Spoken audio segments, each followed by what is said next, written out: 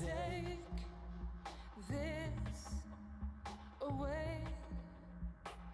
Should it all fall down, I'll treasure each day. They say you are dangerous, but I don't care. I'm going to pretend that I'm not scared. If this only ends in tears, then I won't say goodbye.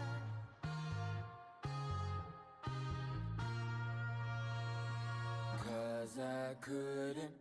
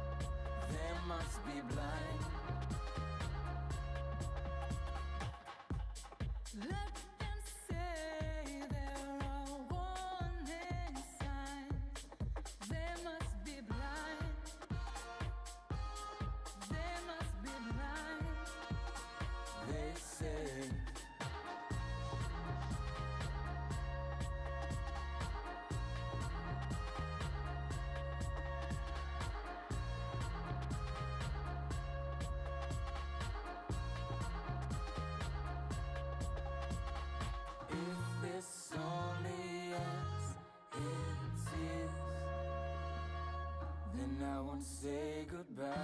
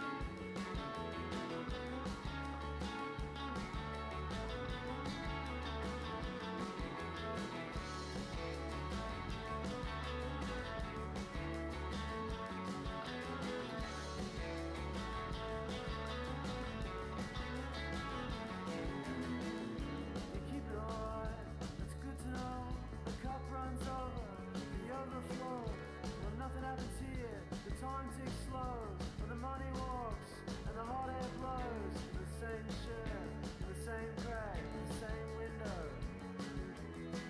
Chicken from a French press, Fiona's changed the dress. Did you hear about trouble making you out? Did you hear about? I think I'm cutting out. I'm having trouble. Did you hear about?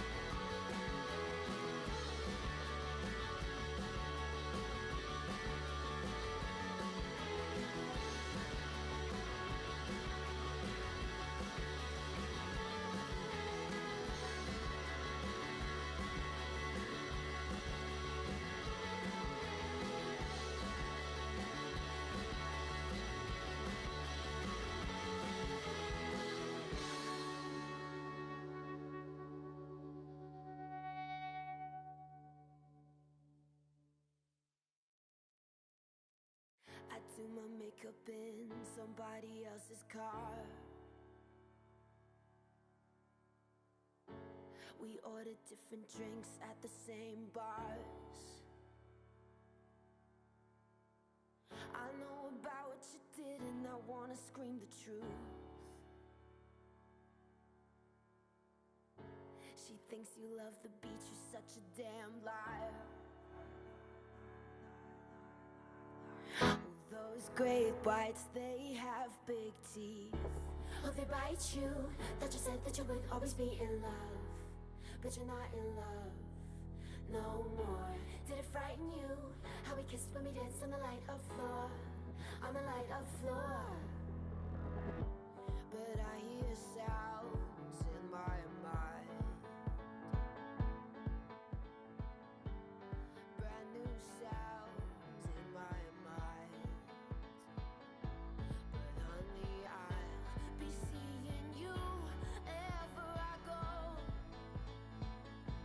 But honey, I'll be seeing you down every road. I'm waiting for it, that green light. 'Cause honey, I'll come get my things, but I can't let go. I'm waiting for it, that green light. Oh, I wish I could get my things and just let go. I'm waiting for it, that green light. I want it. Sometimes I wake up in a different bedroom.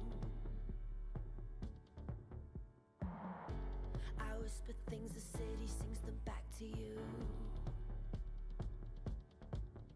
Well, those rumors, they have big teeth. Oh, they bite you. That you said that you would always be in love, but you're not in love no more. Did it frighten you how we kissed when we danced on the light of floor, on the light of floor? But I hear sounds in my mind, brand new sounds in my mind. But honey, I'll be seeing you wherever I go.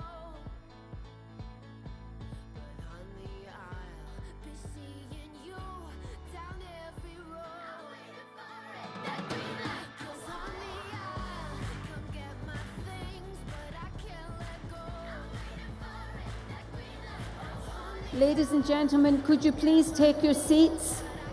We would like to get started.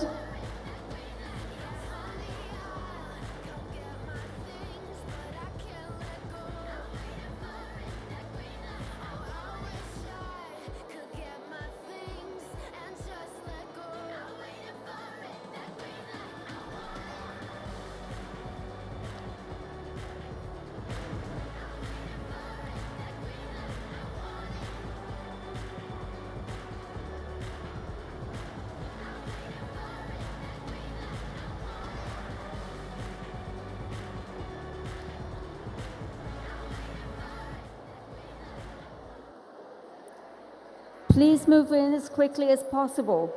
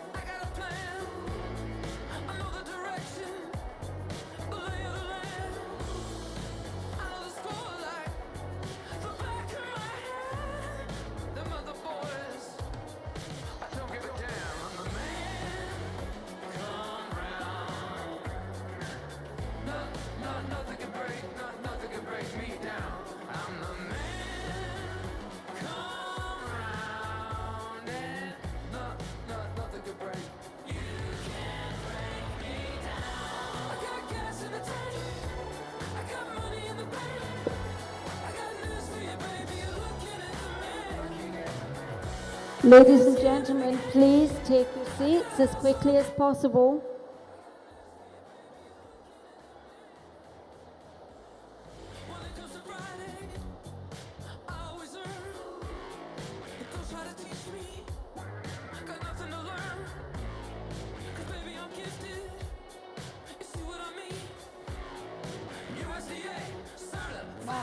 Don't tell them to stop.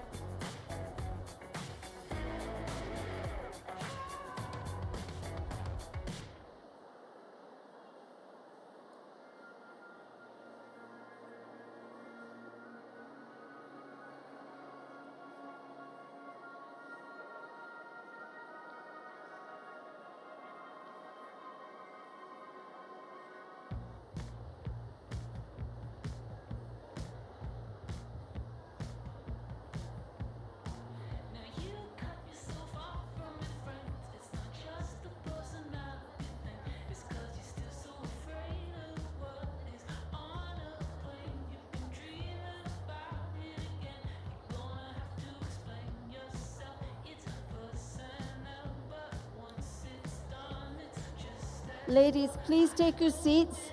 We want to start in a couple of minutes, so please sit as quickly as possible. We're all ready to start.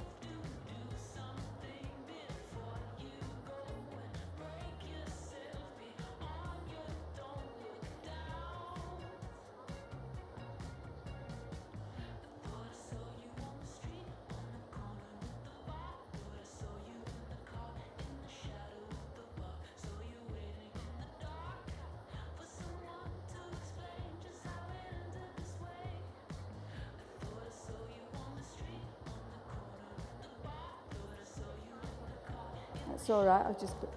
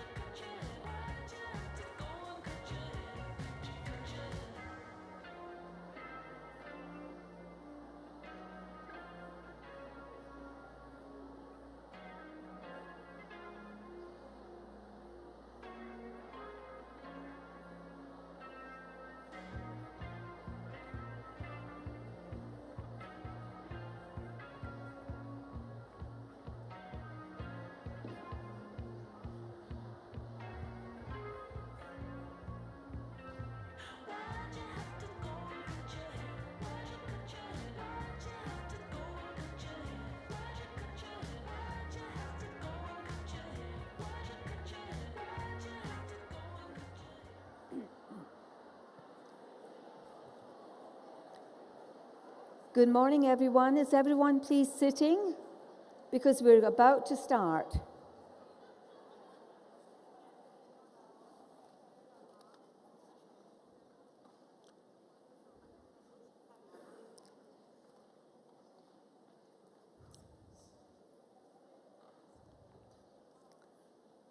Please sit down, ladies.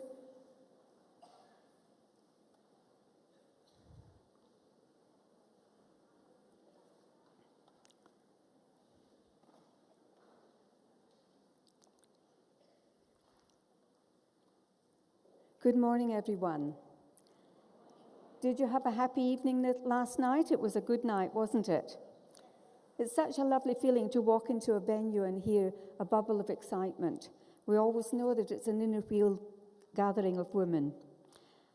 We acknowledge the traditional owners and custodians of the land on which we meet, the people of the Greater Kulin Nation, and pay our respects to elders past, present, and future. Please make sure your phones are switched to silent, and it has been requested that no one approaches the stage to take photos or stands up in their seat. Please welcome our governing body. First of all, we have Beatrice Kramer-Andreotti, the International Board Directors, Christine Berggren, Diana Patchett, Gabrielle Schrum, Helene Torkildsen, Janet Dionegi,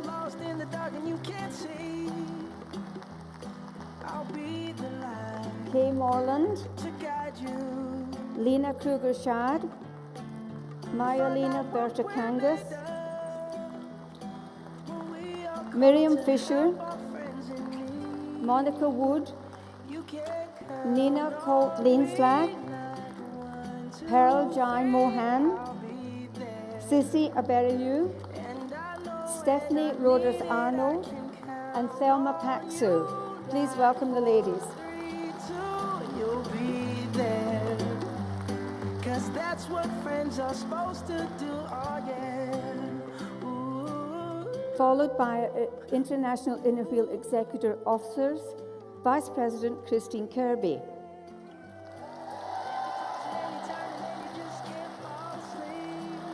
Immediate Past President Olimisi Alatizi. Treasurer Arlagu Animalai.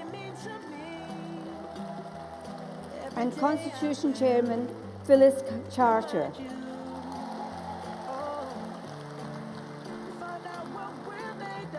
Now everyone please stand to greet our International Inner Wheel President, Dr. Kapila Gupta, who is being escorted by our Convention Coordinator, Val Corva. A big welcome, please.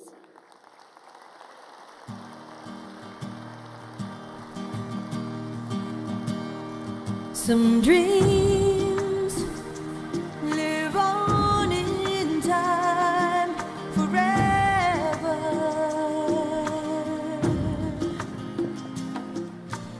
Those dreams you want with all your heart.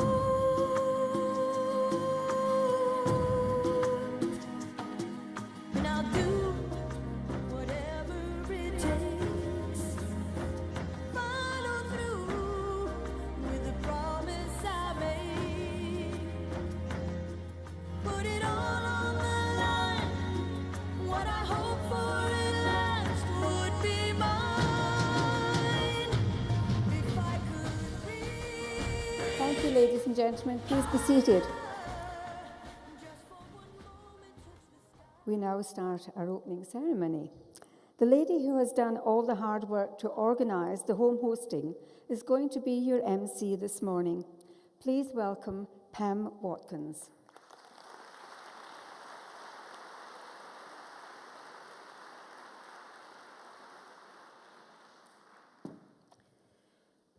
Good morning, Inner Wheel members and guests. We've got a very full program, so we'll get straight into it.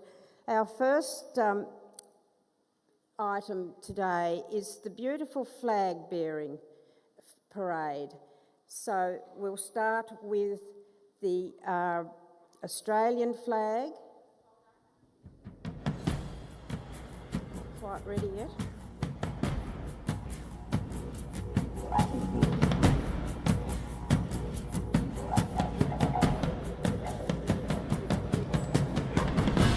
The Australian flag is carried by Inner Wheel Australia President Karen Winters.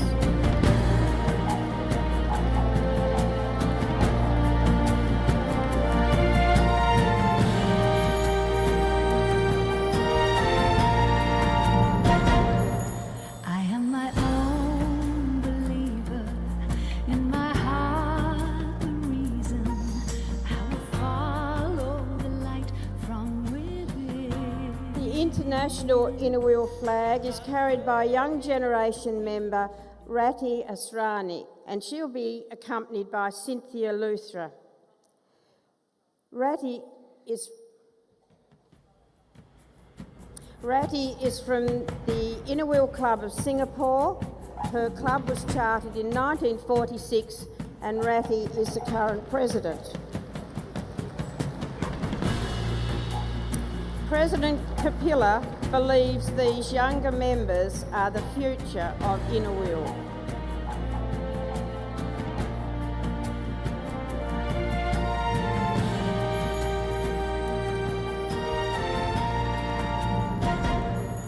I am my own believer, in my heart the reason I will follow the light from within. And the Indian flag is carried by Association President and National Representative Patricia Hilton. Of the power not to give in. Oh, I will see it through. I believe this is my moment of truth. Dare to dream, dare to fight, dare to be the chosen one.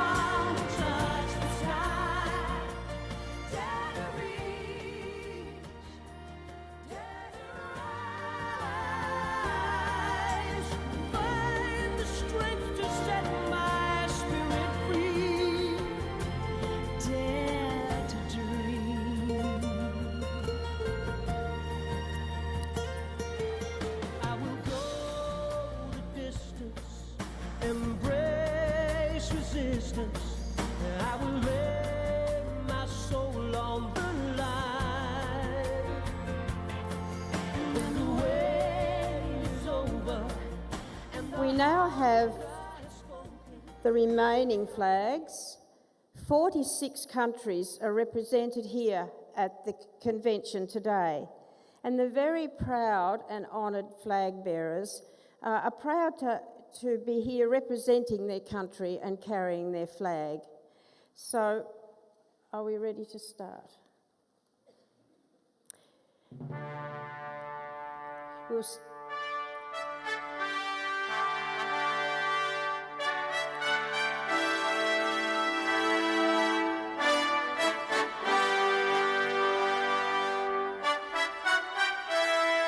Austria.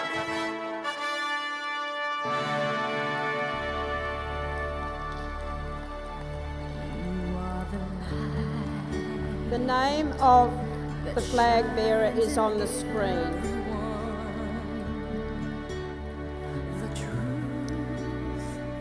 Czech Republic.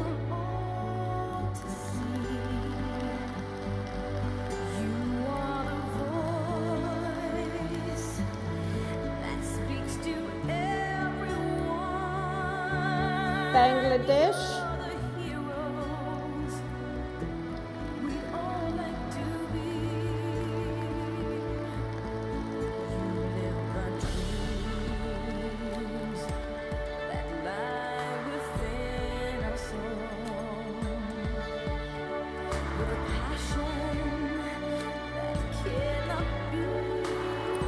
Belgium.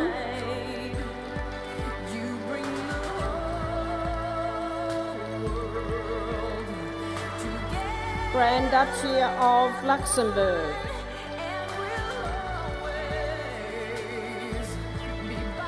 Benin.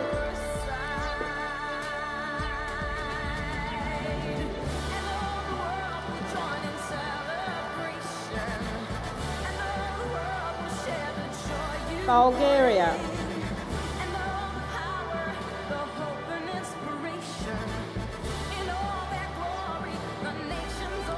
Canada.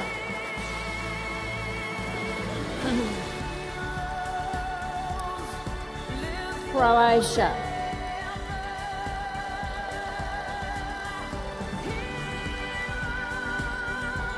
Cyprus.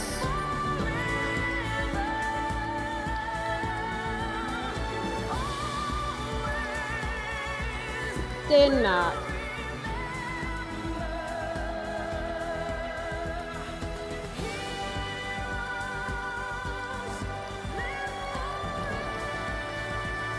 Arab Republic of Egypt.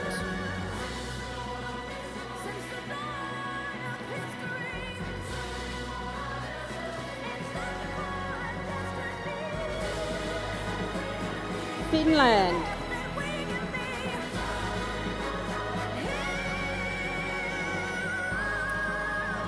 France and Reunion Islands.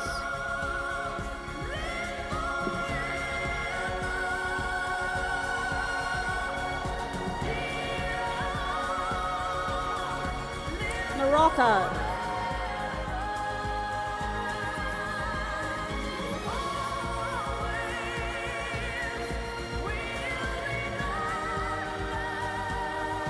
Germany.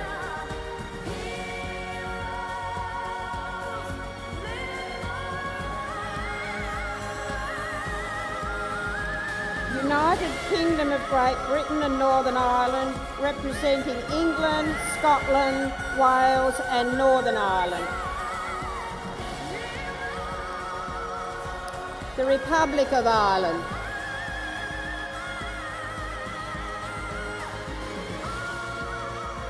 Greece.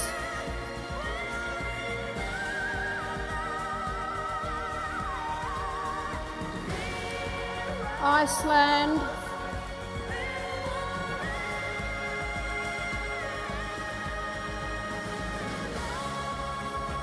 Italy.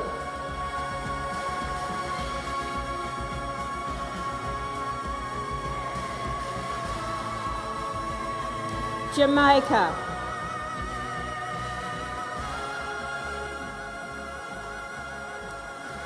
Hashemite Kingdom of Jordan,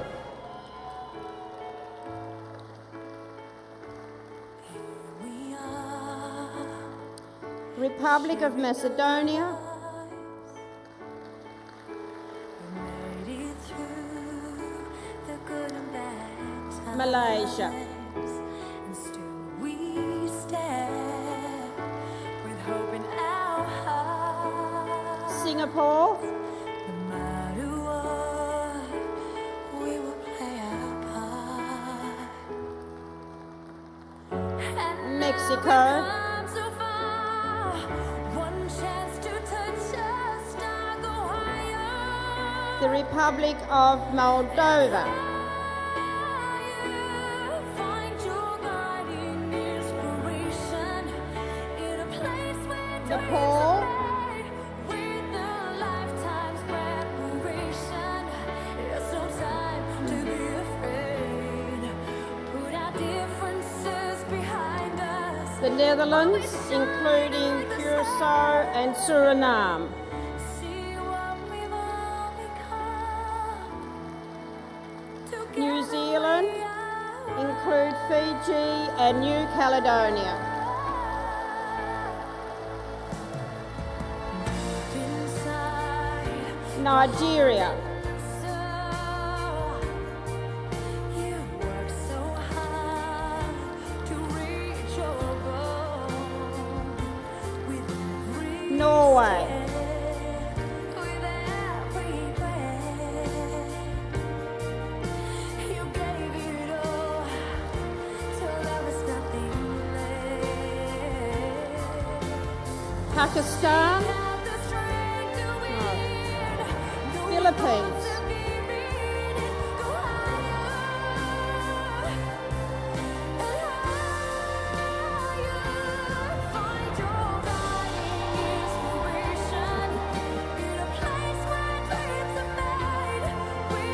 South Africa,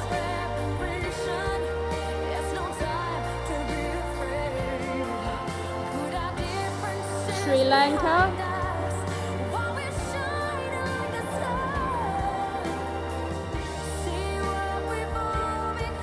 Sweden, Together we are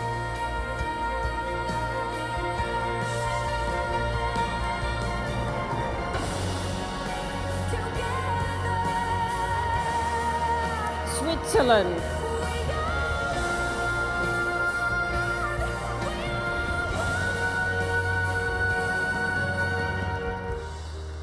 Republic of Trinidad and Tobago, Find your guiding inspiration in a place where dreams are made. With a lifetime's preparation, it's Uganda, to be afraid. Put our differences behind us, always shine like the sun. See what we've all become. Together we are. Ukraine, United States of America,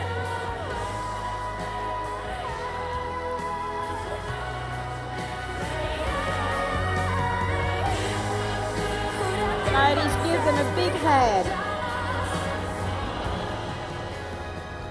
See what we've all become. Truly beautiful. Thank you very much, ladies. Now, I'd like you all to be upstanding for the anthems of India and Australia, sung by Chachu Chinchanka and Lynn Devine. You'll find the words of the anthems on page 24 of your program book.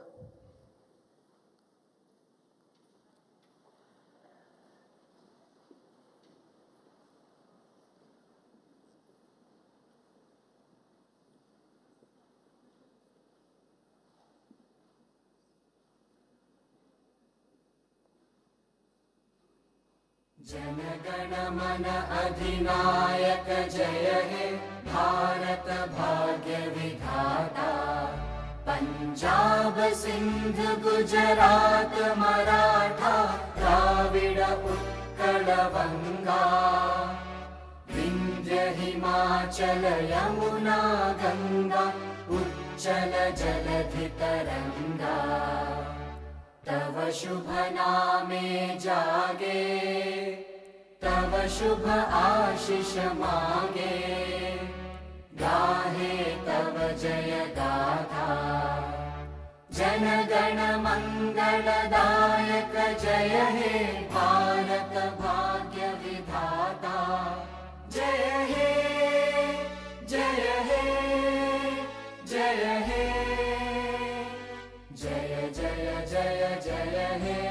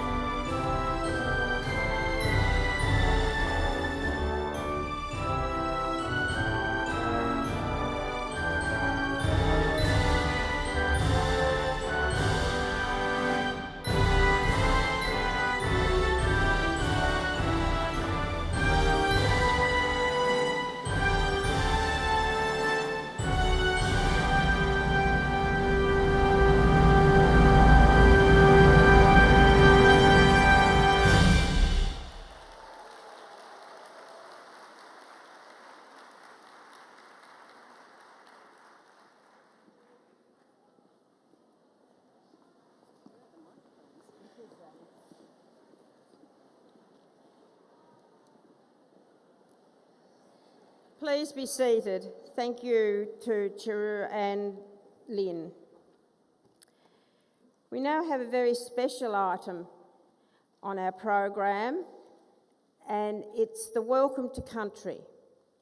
And I invite the elder from the Wurundjeri tribe to conduct the traditional Welcome to Country.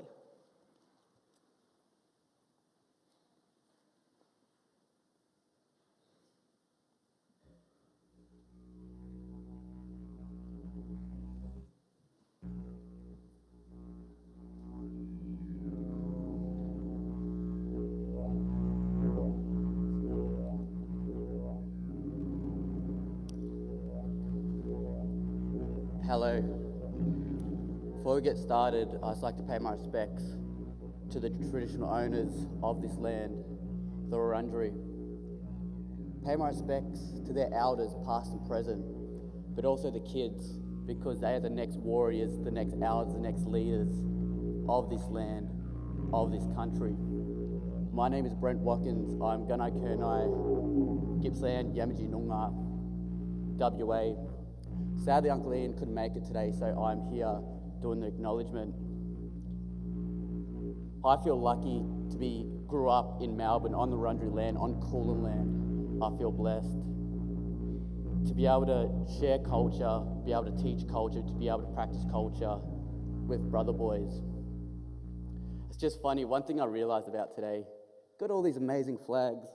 Where's the Aboriginal flag? Where is it? Yeah, that's like, we're at the back there, we're just waiting, like, yeah, when's the Aboriginal flag going to come up? You know, oh well. So yeah, as a guest on this land, I'd like to pay my respects to the traditional owners of this land, So today we are going to be doing two dances, creation of this land, of the Kulin Nation, the kangaroo emu, and then Bunjil, the wedge-tailed eagle. So Bunjil was an eagle, but he also travelled as an eagle but walked as a man. So he's a man animal. So he's a creator of this land. And then the celebration, to celebrate culture.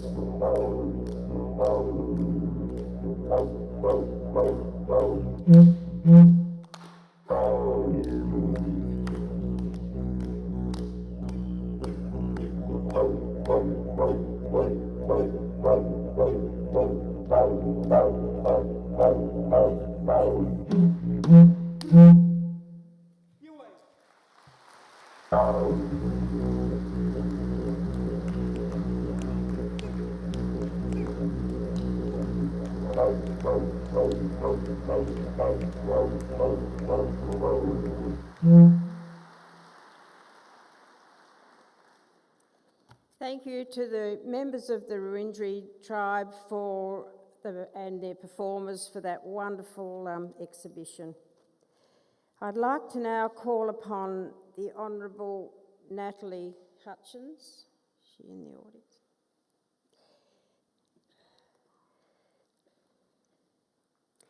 Minister for Women, Minister for the Prevention of Family Violence, also Minister of Aboriginal Affairs and Industrial Relations.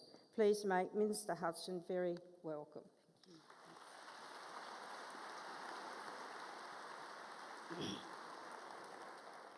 Thank you, and welcome to Melbourne, everyone. And if I could teach you one word today, it's Womanjika. And Womanjika is an Aboriginal word that's used a lot here in Melbourne, and it means welcome to the lands. And can I thank the beautiful dancers that we just saw for their great generosity in sharing Aboriginal culture with us today. Can I also acknowledge the traditional owners of the land, the Wurundjeri, and pay my respects to their elders, past, present and future. Victoria and the Inner Wheel share a very important shared vision, and that is for gender equity and the prevention of all forms of violence, particularly against women and girls. As Minister for Women and the Prevention of Family Violence in this state, this morning I'd like to share with you how Victoria is working to eradicate violence against women and girls in our state. Before I go into the details around this vision and the work that we are currently undertaking, I want to talk about the great urgency that is behind the need for us to be doing work in this area. Despite the many advances that women have made in many areas over many years, unfortunately since 2013, Australia has slipped from the 19th to 35th position in the World Economic Forum on global gender gap reporting. That report demonstrates that while Australia has made excellent progress on the education of women and girls, the gender gap measures, including economic participation and political empowerment, remains to be improved and is in fact dropping back. Currently, Australia's national gender pay gap is at 15.3%, which has hovered for the last 2 decades around that figure. Women continue to miss out on the highest levels of leadership and decision-making in business, government and community. And certainly representation of Aboriginal women, women with a disability and women from culturally diverse backgrounds are disproportionately low when it comes to leadership positions. Despite making up half the population, less than a third of senior management personnel in Australia, in Australian companies with more than 100 employees or more, have women in those roles. Just 16% of these companies have women as CEOs, and only 13% have women as chairs of their board. Though I'm proud to sit in a government which has 45% women around the cabinet table here in Victoria, I want to see things improved for all women across Victoria, across Australia, and across the world when it comes to women in leadership positions. We need to be role models. We need to set the agenda for young girls so that they can have the confidence in their future to take up the critical role of leadership, in taking opportunities in their schools, in their workplaces, in their community organisations. Unfortunately, older women are disproportionately affected by this inequity as well. Many women retire in Australia with only half the superannuation and economic stability of men. And of course, we know women continue to shoulder the triple burden of home, work, and community management.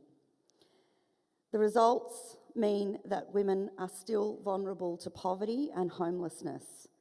And these gaps between outcomes for women and men reflect the troubling reality we face here in Australia and globally, the systematic undervaluing of women's work.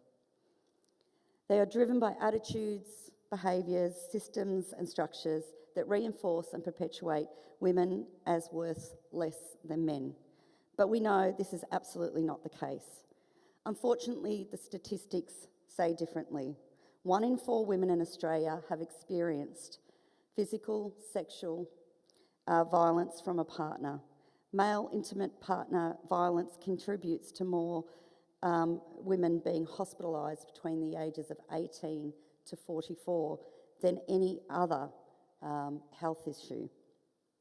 Family violence and violence against women is Victoria's #1 law and order issue. Police in the last 12 months attended 75,000 incidents of family violence. You will know that this inequity is not unique to Australia. Globally, women do three times more unpaid care and domestic work than men. The proportion of women in parliaments sits at just 23%. And as I said before, many women have experienced physical, sexual or economic violence from a partner. 49 countries have no laws against family violence. And as a result of the very high levels that we are facing here in Victoria, we called 2 years ago for a Royal Commission into family violence here. And that inquiry handed down 227 recommendations to our government to help us eradicate and end family violence. These recommendations included primary prevention, stopping family violence in all its forms against women. This is a massive social challenge for us as a government. And like all other major social and health issues, things such as tobacco and alcohol, we know that violence against women is prevalent and preventable if we address it by attacking the underlying factors that drive and reinforce it. And that's why we are running a very strong agenda to support strong and safe women in this state. And critical to addressing this, we launched our first gender equity strategy 18 months ago, called Safe and Strong.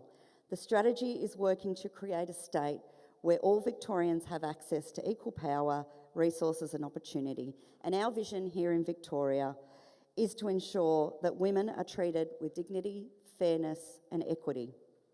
An important part of the strategy is to ensure that we have more women in leadership roles, and we've committed as a government to have 50% of all our new positions on our paid boards extended to women. 50%, we have recently set a target of 50% of all of our board chairs to be women. We've also created new programs to encourage young women and emerging leaders to take up directors' positions on government and community boards. We've introduced new support programs for those women to be able to access that sort of training for leadership across all our communities, both in the city, in the suburbs and in the regions. Critically, we're working with industry and employers to close the gender pay gap here in Victoria for good. It is a big challenge and not one we take lightly. Following the recommendations from our Royal Commission into Family Violence, this prevention of family violence strategy has seen us commit to a 10-year plan going forward, where we respect all forms of preventing family violence, and we've committed over $50 million to preventing family violence through new initiatives and programs. We've also introduced a new piece of law into our state parliament, which will provide best practice and advice across our community, and we've established a family violence prevention agency called Respect Victoria. I outline these strategies to you today because I hope that for any of you that are battling these issues in your community or talking to your governments in your countries, in your states, that you'll take up the opportunity to have these discussions around what it is we can do to eliminate family violence and violence against women and girls. The case for change is great. Government cannot achieve this change alone, and that's why we're working in partnership with business and communities and organisations and sports clubs all around our state. We know that only by partnering with our community leaders, such as groups like Inner Wheel, that we can make really important change in this area and build a culture of respect and equity through collaboration and a drive for change. Can I please extend my warmest welcomes to you all to being here in our beautiful city of Melbourne, to be enjoying the beautiful laneways of our city, all of the fantastic shopping that we have, but also all of the great food and culture that we have. We are an extremely proud city of our multiculturalism and, of course, our Aboriginal history. So please enjoy your time here, enjoy your time at the conference, and good luck. And we are proud to be working with you as a state government to share your vision for women and children. Thank you.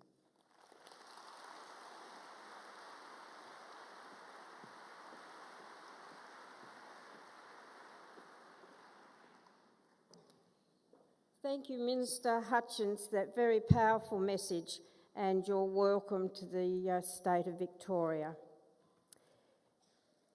I'd now like to introduce Jane Sharwood.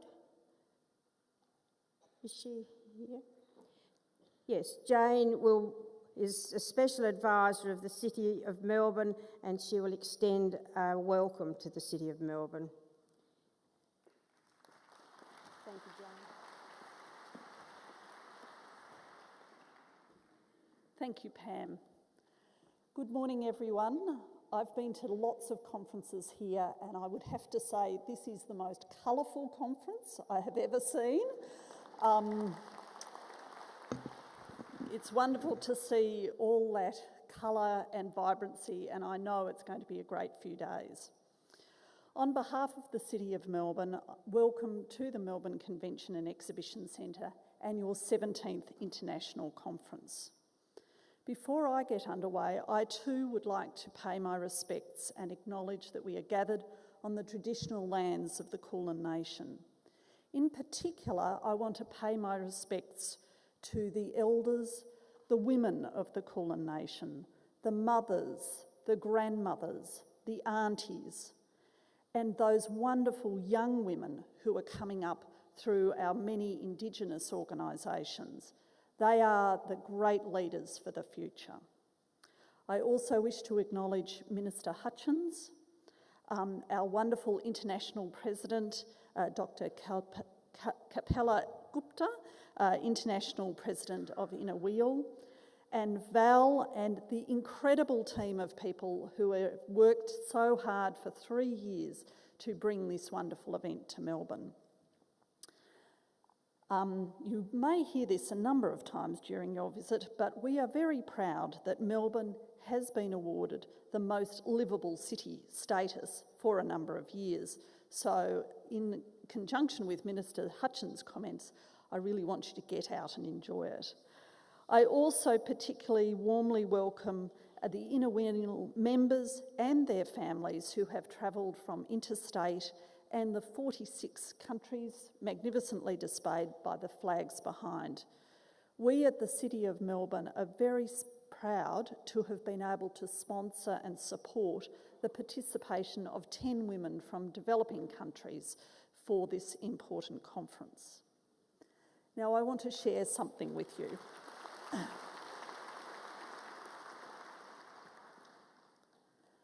I am a very proud daughter, granddaughter, and great-granddaughter of totally committed Rotarians. So I'm not sure how I've escaped the Inawil clutches, but maybe someone will follow up with me about that. And I know what an incredible contribution Rotary, Inawil, Rotaract and all the other Rotary-related organisations have made to so many communities over so many years. I sincerely hope you enjoy your time in Melbourne. Get out, enjoy the parks and gardens, our wonderful cafes and restaurants, and walk along our beautiful Yarra River. The City of Melbourne's delighted to support our visitor information desk, which is in the foyer of the conference centre here, which is staffed by our magnificent Red Coat volunteers. Volunteering is a hugely important way that we disperse our services across the city. Our Red Coat volunteers are wonderful people and have a wealth of information to share with you.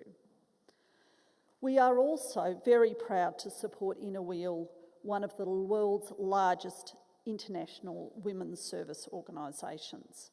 This conference is a unique opportunity to connect, share stories, join together in Inawil's mission to support women across the globe and be inspired by like-minded women to contribute to happier futures for us all. It's wonderful that Inawil is so well recognised at international levels such as the United Nations. Your efforts are truly global and are working to improve the lives of disadvantaged communities through advocacy, health services and social welfare. Inawil's got an impressive history here in Victoria and is adapting to meet the change of needs of the community. I'm sure it's the grassroots membership and activities that make it so important to our communities.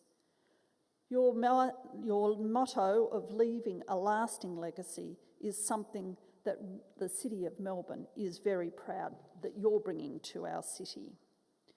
We are also an organisation that is very proud to support women through our employment, our business support programs and our community activities.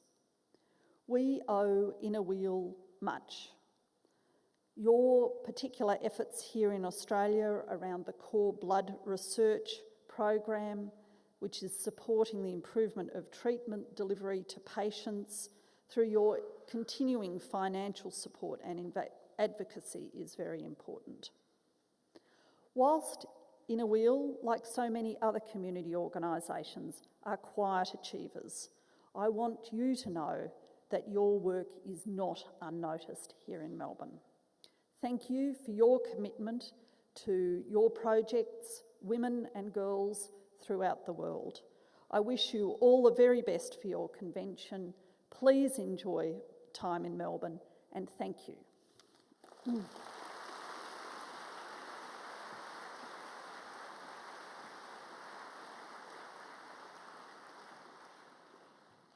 Thank you, Jane Sherwood.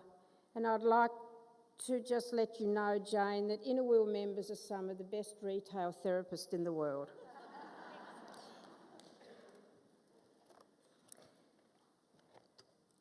We now come to a very important part of our opening ceremony. And I'd like to invite International Inner Wheel President Dr. Kapila Gupta to light the flame of friendship. She will be joined by past International Inner Wheel President Carol Buchanan.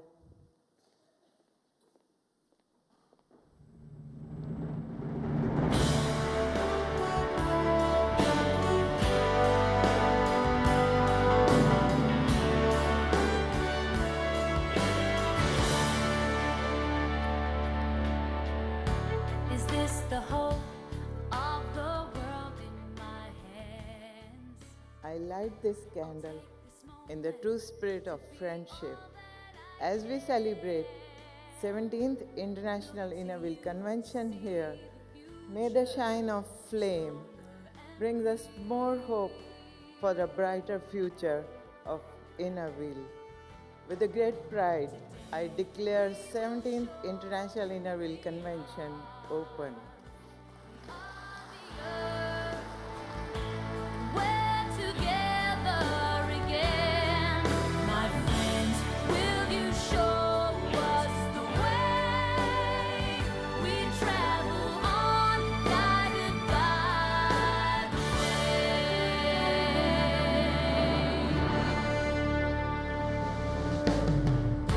The fire within makes you reach out to the goal.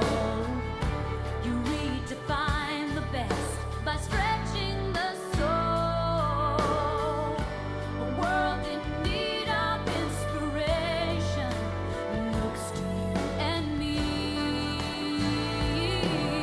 Today we will show who we are. We are the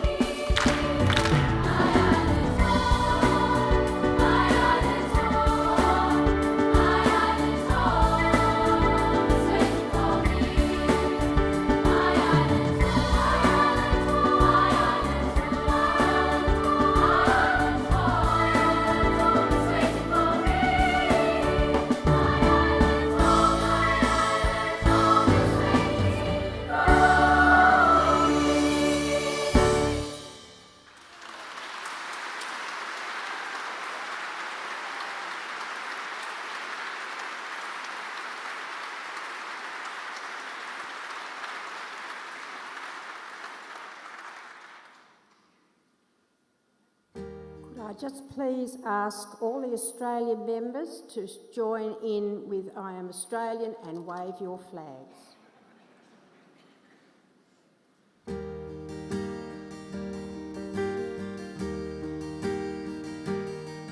I came from the dreamtime, from the dusty red soil plains. I am the ancient heart, the keeper of the flame. I stood upon the rocky shore, I watched the tall ships pass. For 40,000 years I knew the first Australia.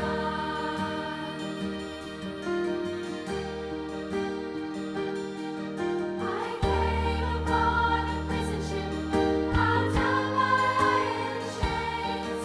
I cleared the land, endured the lash, and waited for the rains. I'm a settler, I'm a farmer's wife on a giant barren ride. A convict, then a free man, I became Australia.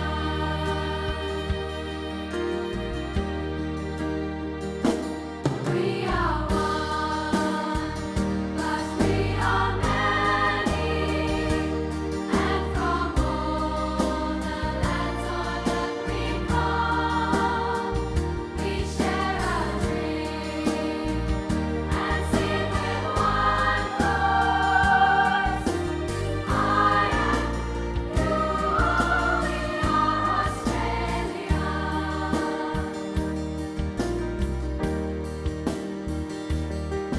I'm the hot wind from the desert, I'm the black soil of the plains, I'm the mountains and the valleys, I'm the drought and flooding rains.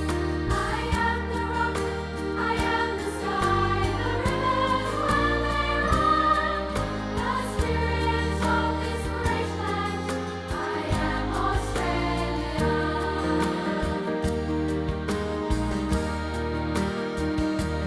We are one, but we are many, and from all the lands on earth we come. We share a dream and sing with one voice. I am you, we are Australia. We are one, but we are many, and from all the lands on earth we come. We share a dream and sing with one voice. I am you, we are Australia.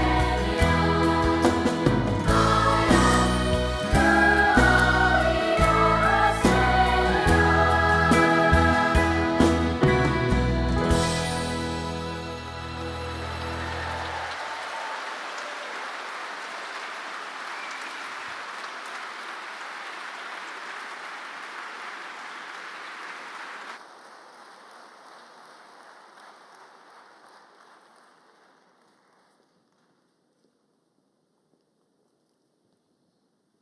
Thank you to the Australian Girls Choir. Please give them a big hand.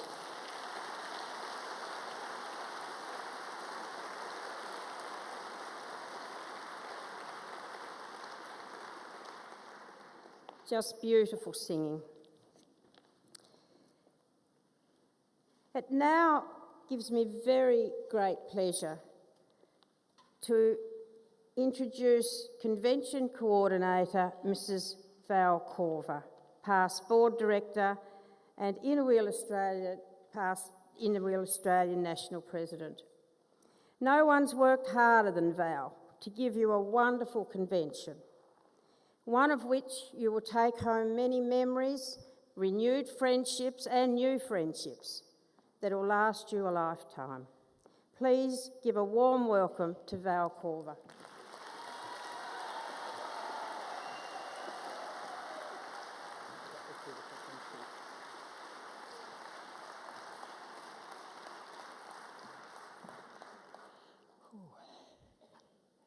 International Inner Wheel President, Dr. Kapila Gupta, members of the governing body, distinguished guests, Inner Wheel friends, and friends of Inner Wheel from around the world.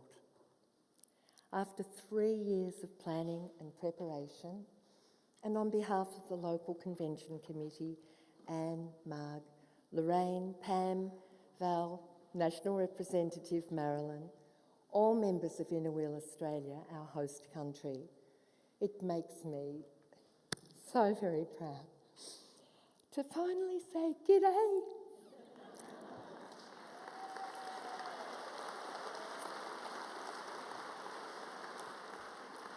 Welcome to the 17th Triennial International Inner Wheel Convention, for the first time ever being held down under in the capital city of Victoria, Australia. Finally, welcome to Melbourne. Our friendly ambassadors, stewards and home hosts extend Aussie hospitality to ensure your time is the best it can be. Dr. Kapila Gupta, the 50th President of International Inner Wheel, has thoughtfully planned and collaborated with the Convention Committee to ensure that throughout the convention program, you will be inspired, educated, motivated, challenged and entertained. We have worked to deliver a program that showcases our country's relaxed lifestyle and uniqueness, that honours the diversity of cultures that we share in Inner Wheel, that applauds the achievements of Inner Wheel service, and that celebrates our common bond of global friendship.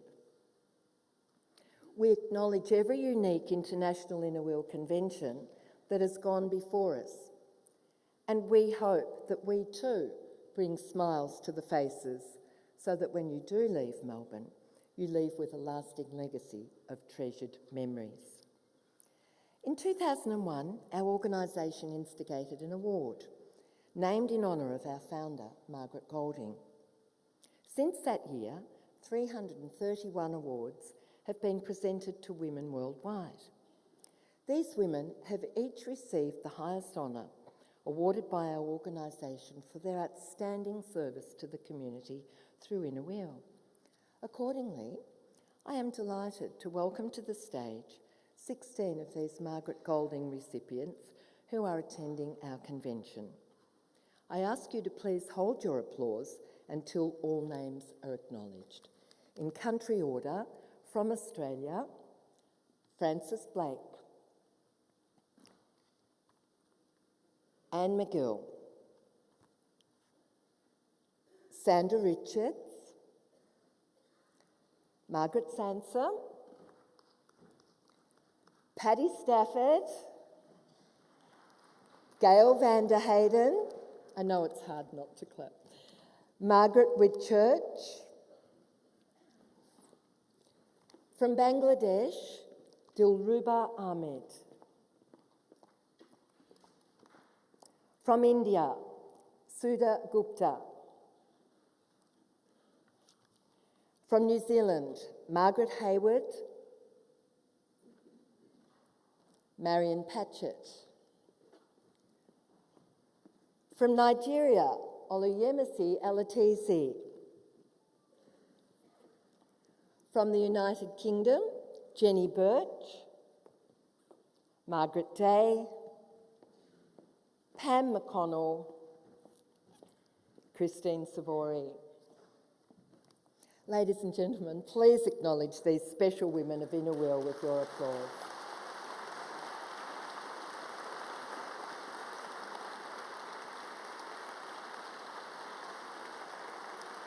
If you have keen eyes, you might also notice the Margaret Golding sticker, just a little sticker on their lanyard so you'll know who they are. Thank you so much, ladies. Thank you. As you know, it was in the year 1924 that Margaret Golding founded Inner Wheel, her lasting legacy to us all.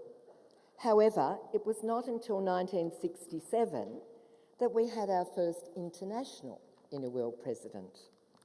So in this golden jubilee year, the 50th year since the formation of International Inner Wheel, it is indeed my honour to call upon the 50th President of International Inner Wheel. Please welcome Dr. Kapila Gupta to present her welcome address. Thank you.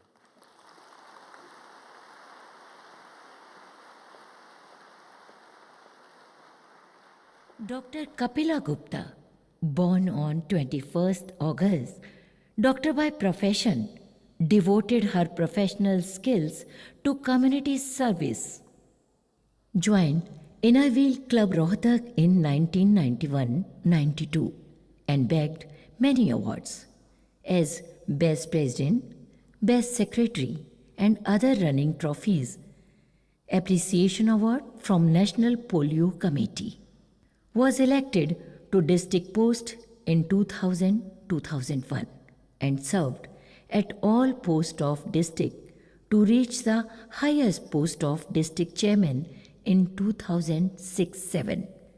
As district chairman, first to launch website of our district, made 3 new clubs, 2007-08 got elected as National Treasurer for Association of IIW Clubs in India.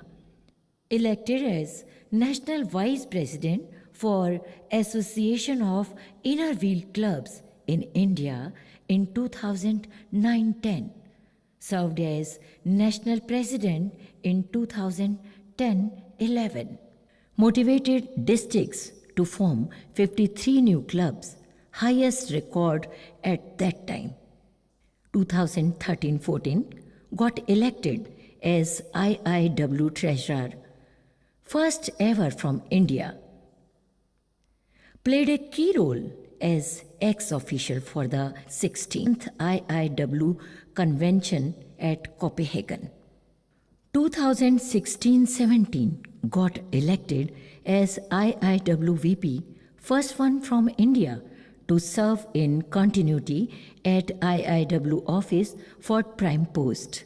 Was speaker at Literacy Summit 2017, sharing dais with Nobel Laurel Kailash Satyarthi, life member of IMA, FIAMS, MIMSA, Upchar, Red Cross, FLO. She has travelled in the country and worldwide to Southeast Asia, USA, Europe and UAE several times and is fond of travelling, reading and is a computer savvy. Married to Rotarian PP Rakesh Mohan Gupta, blessed with 2 children, elder son Karan, MTech in USA. Married to Rashmi, MBA, blessed with 2 daughters. Daughter Neha, management consultant in Canada. Married to Vineet. Presenting to you all, Dr. Kapila Gupta, President IIW 2017-18.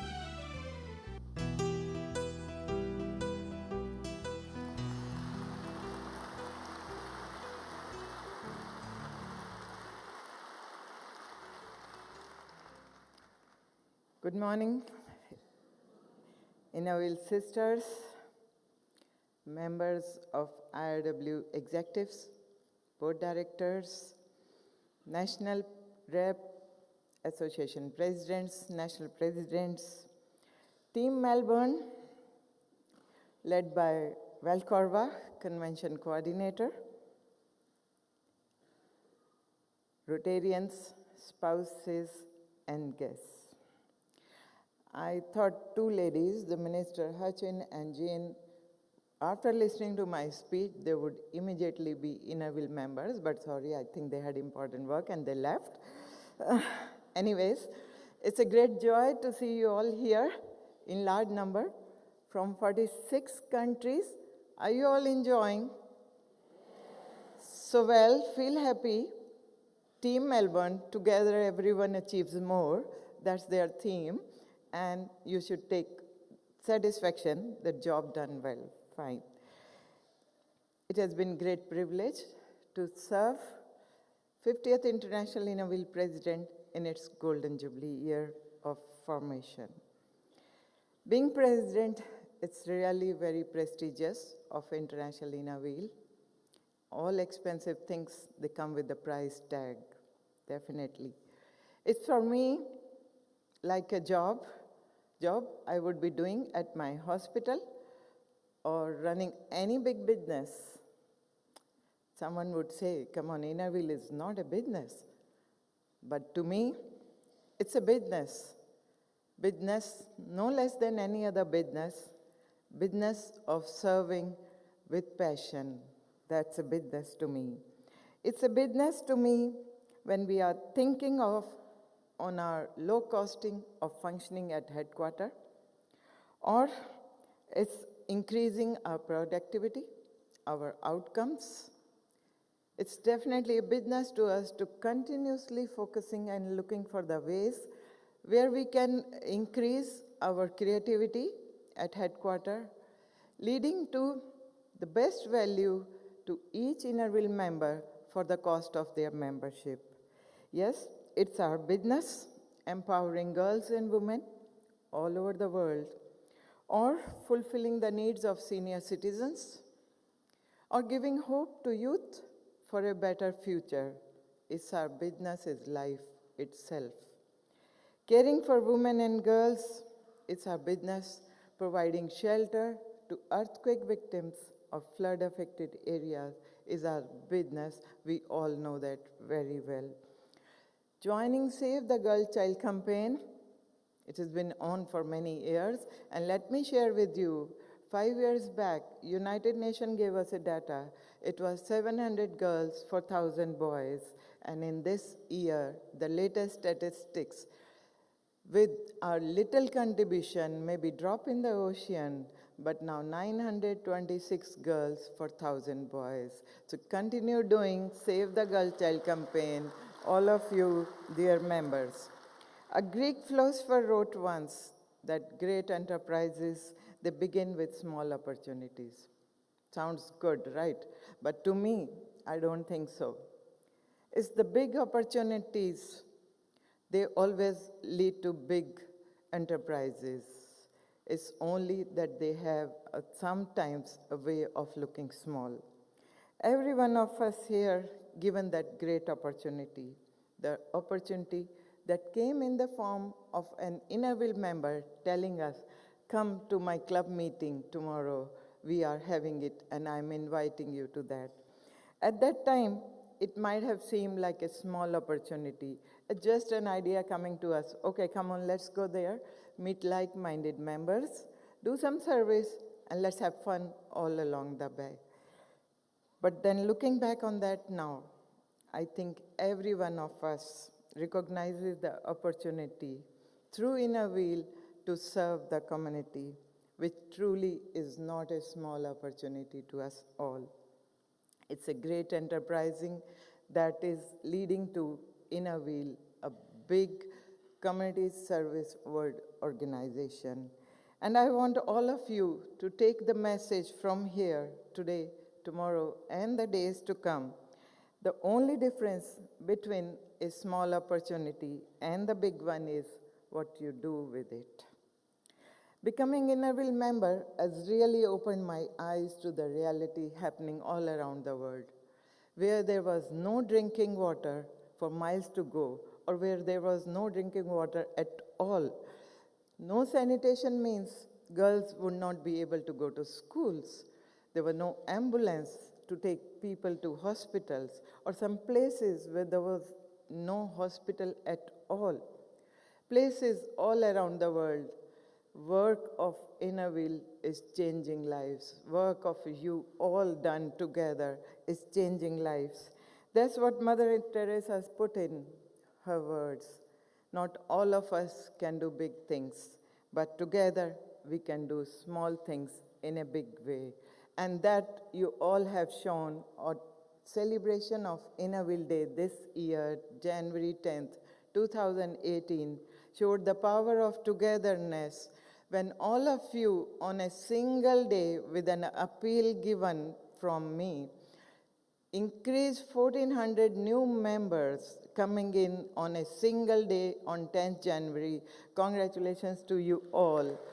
Planted innumerous saplings on a single day, both essentials. We need new membership each day, and the world needs more and more environment protection.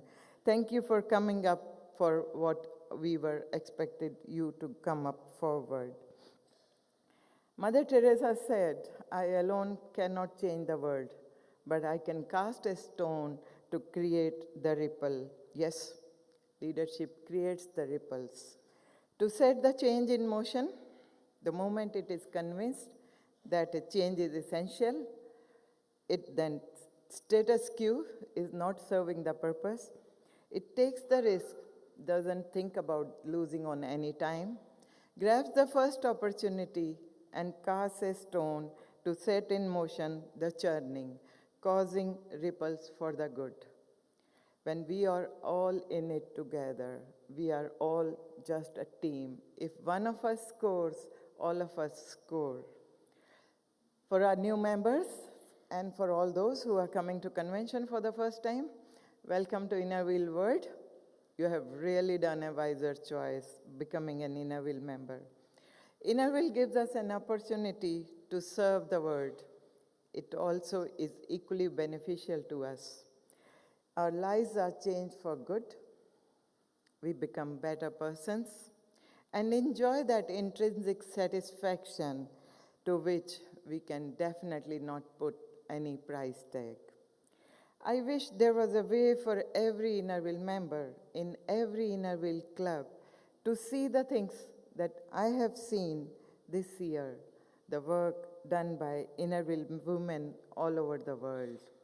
The incredible diversity of our clubs, our communities, as well as the services Inner Wheel members undertook. The challenges faced by our word around to Inner Wheel members who were bringing out changes in community by offering services of all kinds needing to that community. All throughout these 10 months, it has been a journey of knowing so much of Inner Wheel service and friendship. Inner Wheel theme being conceptuated it so beautifully. Thank you for liking and promoting it. That's what really matters, and that is the goal I set before you this year, leave a lasting legacy. As this theme should lead our thoughts and decisions while shaping our future and way forward. To conclude, I say to each one of you, when you find yourself in a position to help someone, be happy and feel blessed, because God is answering that person's prayers through you. Remember, our purpose on this earth is not to get lost in dark, but to be light to others, so that they find their way through us. Lighting of a single candle may be just feeble, but if all our members join together, flame of service would be much brighter. Let's join hands to lighten up world around, to leave a lasting legacy. If not us, who? If not now, when? Remember, respect the old when you are young. Help the weak when you are strong. Confess your fault when you are wrong, because one day in life you would be old, weak, and wrong. Enjoy Inner Wheel, expand Inner Wheel. Thank you.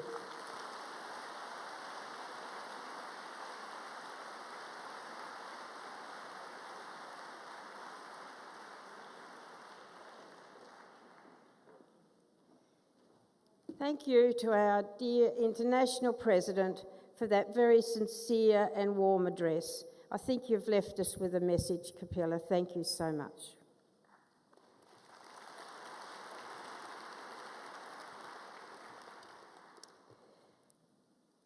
It now gives me pleasure to introduce by video Rotary International President Ian Risley to congratulate us and to wish us best for our convention. G'day. It's great to welcome all of you to the 17th International Inner Wheel Convention in the great city of Melbourne, Australia. I call Melbourne a great city with no bias whatsoever. As a proud Melburnian born and raised in that most livable of cities, I'm absolutely confident that you will all find it a wonderful place if you're visiting and a perfect host city for this event. Rotary's many programs are a testament to the diversity of the Rotary family and the many ways that people can make Rotary service a part of their lives. Inner Wheel has done a great deal of good for many people for nearly 95 years.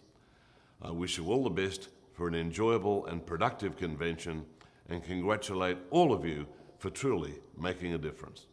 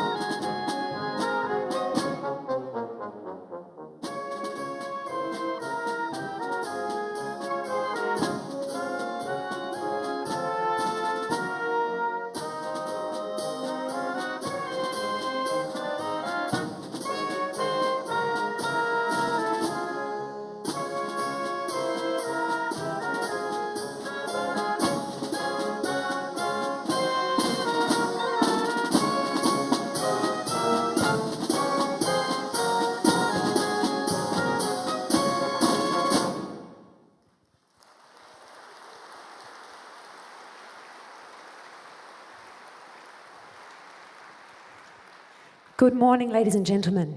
Good morning. Thank you for the reply. We are the Royal Australian Navy Band Melbourne, and we would now like to perform for you a song from the poem by the wonderful Dorothea McKellar, My Country.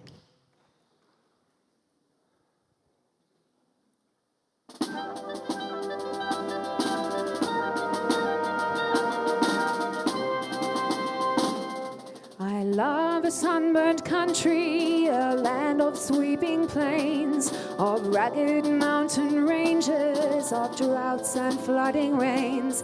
I love her far horizons, I love her jewel sea, her beauty and her terror, the wide brown land for me.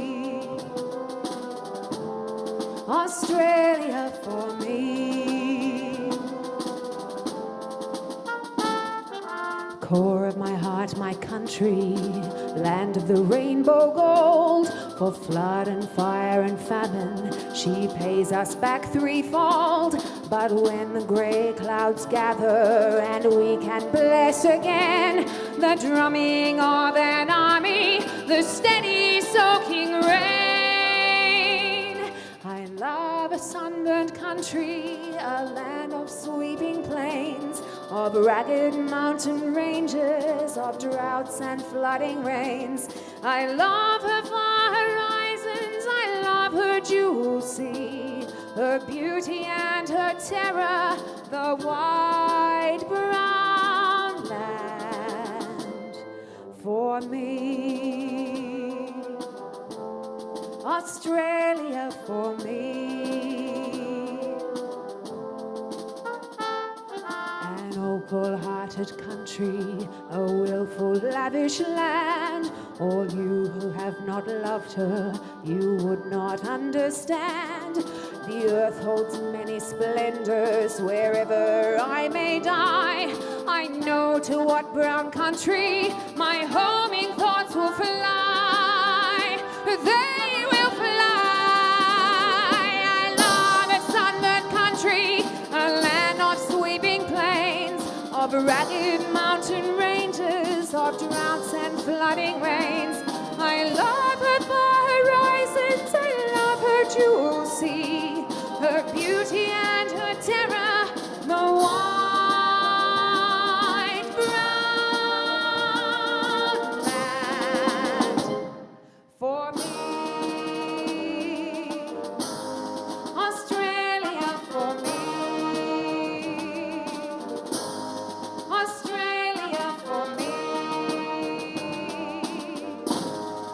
Australia for me.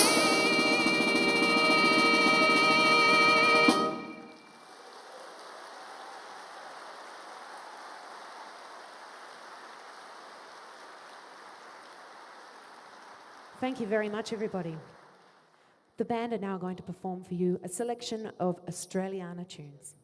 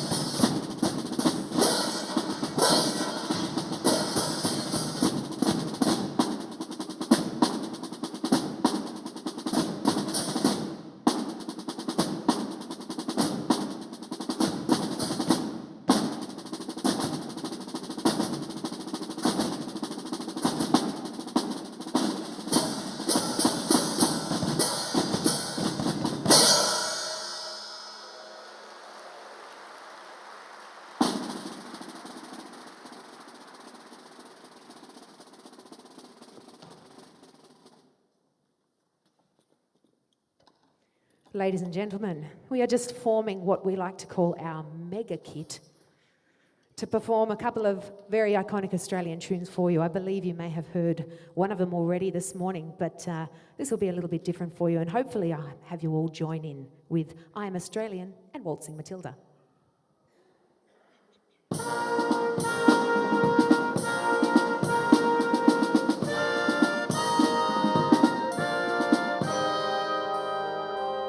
I came from the dream time, from the dusty red soil plains. I am the ancient heart, the keeper of the flame. I stood upon the rocky shore, I watched the tall ships come. For 40,000 years I've been the first Australian. I came upon the prison ship, bound down by iron chains. I cleared the land, endured the lash, and waited for the rains. I'm a settler, I'm a farmer's wife, on a dry and barren run. A convict, then a free man, I became Australian. Here we go. We are one, but we are many, and from all the lands on earth we come. We share a dream and sing with one voice. I am, you are, we are Australian. Loving seeing those flags waving, everybody. How wonderful. I'm a teller of stories, I'm a singer of songs. I am Albert Namatjira, and I paint the ghostly gums. I'm Clancy on his horse, I'm Ned Kelly on the run. I'm the one who waltzed Matilda, I am Australian.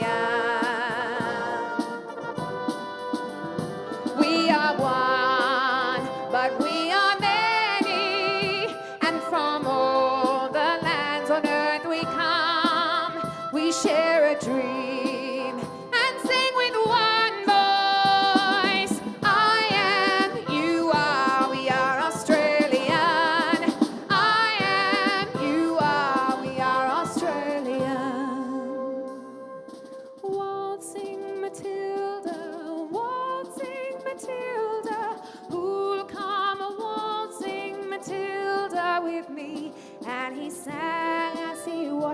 And waited till his billy boiled. You'll come a waltzing Matilda with me. Waltzing Matilda, waltzing Matilda. Who'll come a waltzing Matilda with me? And he sang as he shoved that jumbuck in his tucker bag. Who'll come a waltzing Matilda?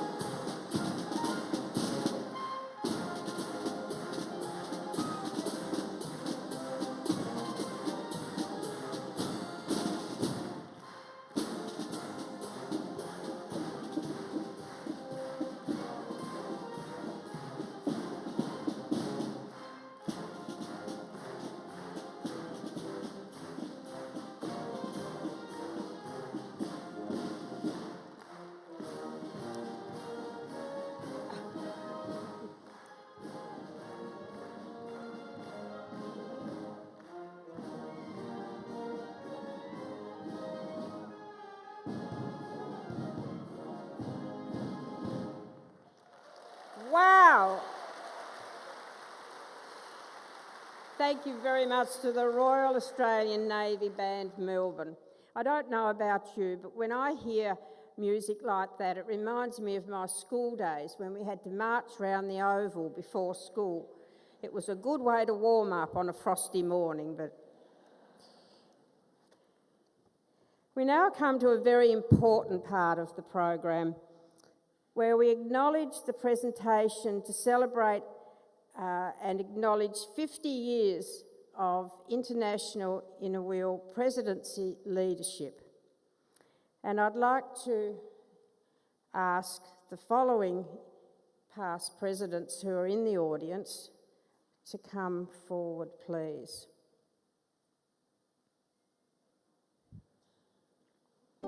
Starting with immediate past president, Mrs. Yemisi Atalisi.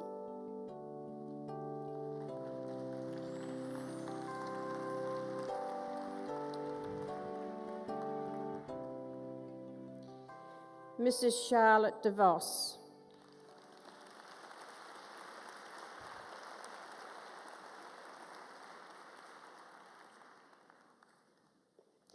Mrs. Carol Young.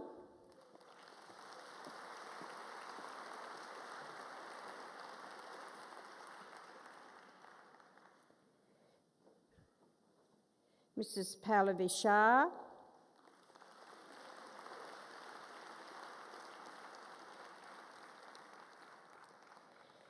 Mrs. Kamala Ramakrishnan.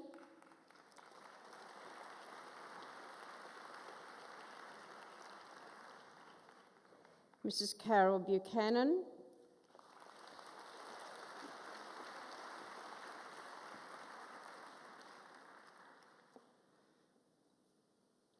Mrs. Anita Agarwal.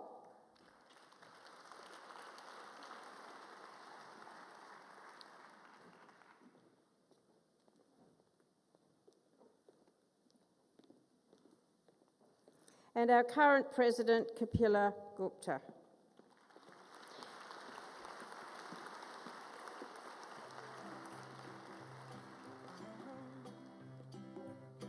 If you ever find yourself stuck in the middle of the sea, I'll sail the world. Oh, Mitcha, yes. And Mitcha Hanekam Vanderkamp. Lost in the dark and you can't see, I'll be the light to guide you. Thank you for being here today. Find out what we're made of when we are called to help our friends in need. You can count on me like 1, 2, 3, I'll be there. And I know when I need it, I can count on you like 4, 3, 2, and you'll be there. 'Cause that's what friends are supposed to do, oh yeah. Please give these women who have strived to make our great organisation even greater through friendship and service. Please give them a big hand.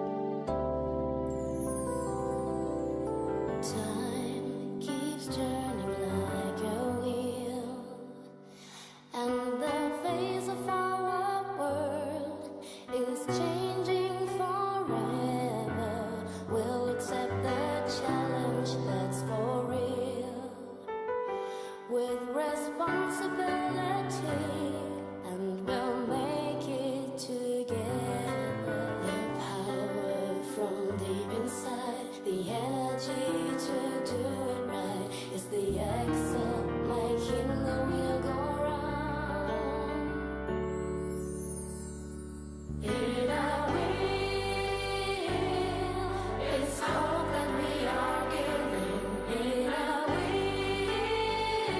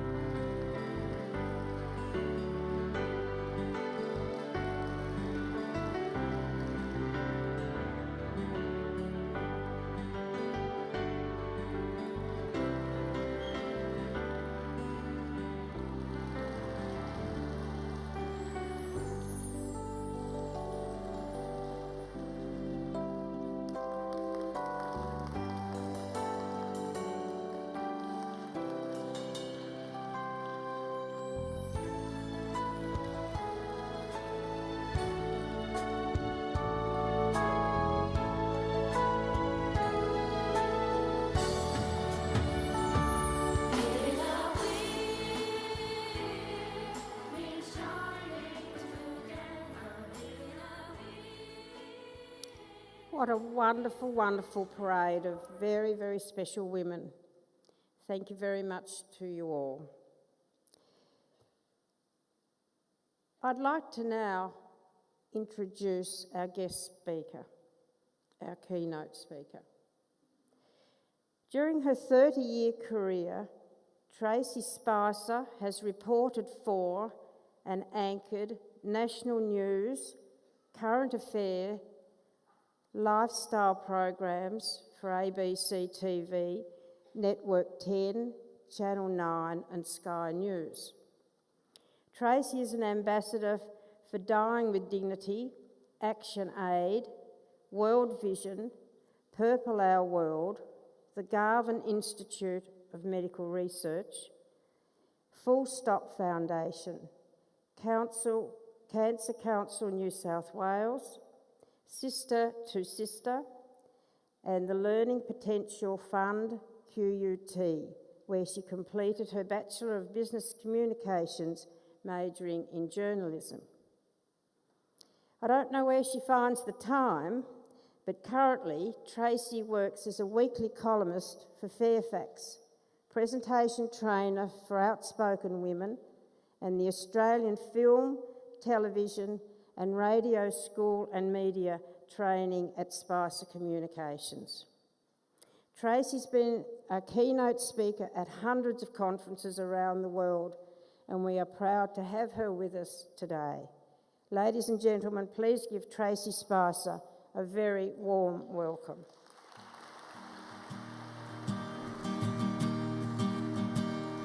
Some dreams live on in time forever.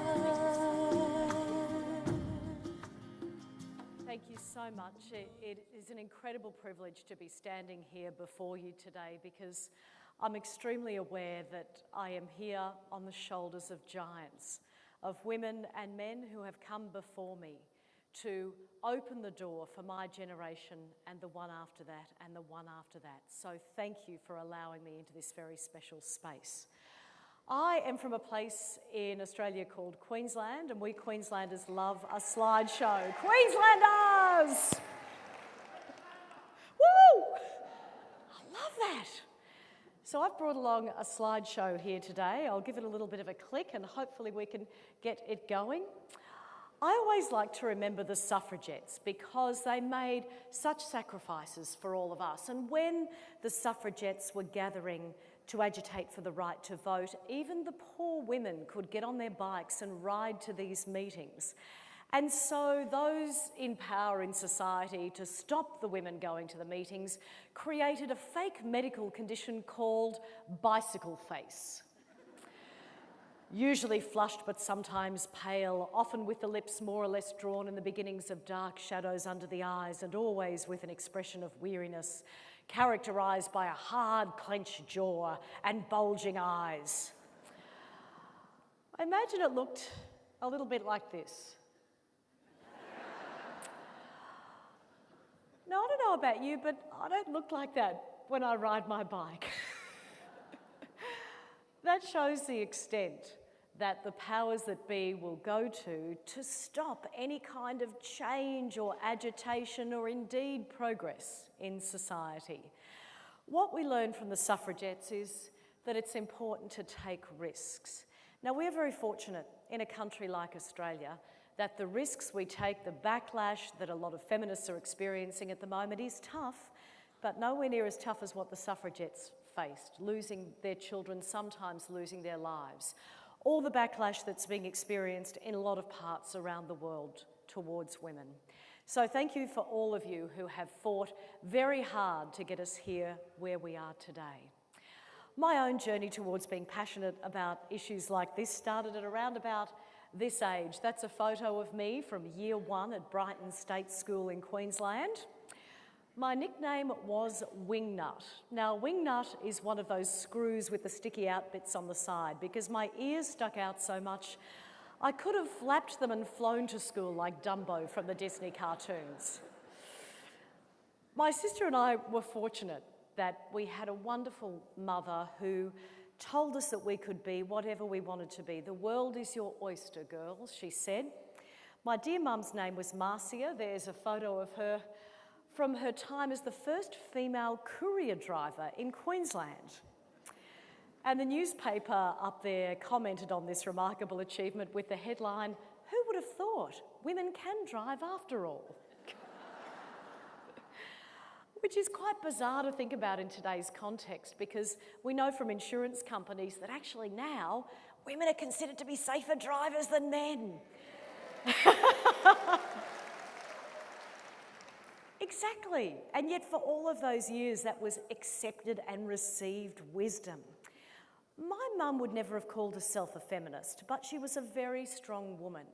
And she battled the discrimination she experienced in her work with humour. In fact, my mother weaponised her humour. I mentor 5 young women, and I don't think there's one way of breaking down barriers and structures. There are many different ways. And Mum used every arrow in her quiver. The sharpest was always her wit and her wisdom. And I will never forget that gift that she gave me. How wonderful are our mothers for giving us gifts like this every day. Yeah, a round of applause for mothers. I think that's fantastic. I now have an 11-year-old daughter, and boy, does she weaponise her humour. It's fantastic. Where I grew up was a very low socio-economic area. I've just written a book called The Good Girl Stripped Bare, and it talks a lot about gender inequality, but it also talks about class and it talks about race, because we're at a time of intersectional feminism, and we know that people face different challenges dependent upon their own particular circumstance. This might not mean very much to those of you from around the world, but it's a very Australian anecdote to, I suppose, describe the area where I grew up in. Every weekend, we'd go and do donuts in the car park of the local 7-Eleven in my boyfriend's purple-painted Sandman panel van. Who else had a boyfriend with a purple-painted Sandman panel van? Yes, go! Go panel van, sister. His name was Shagger.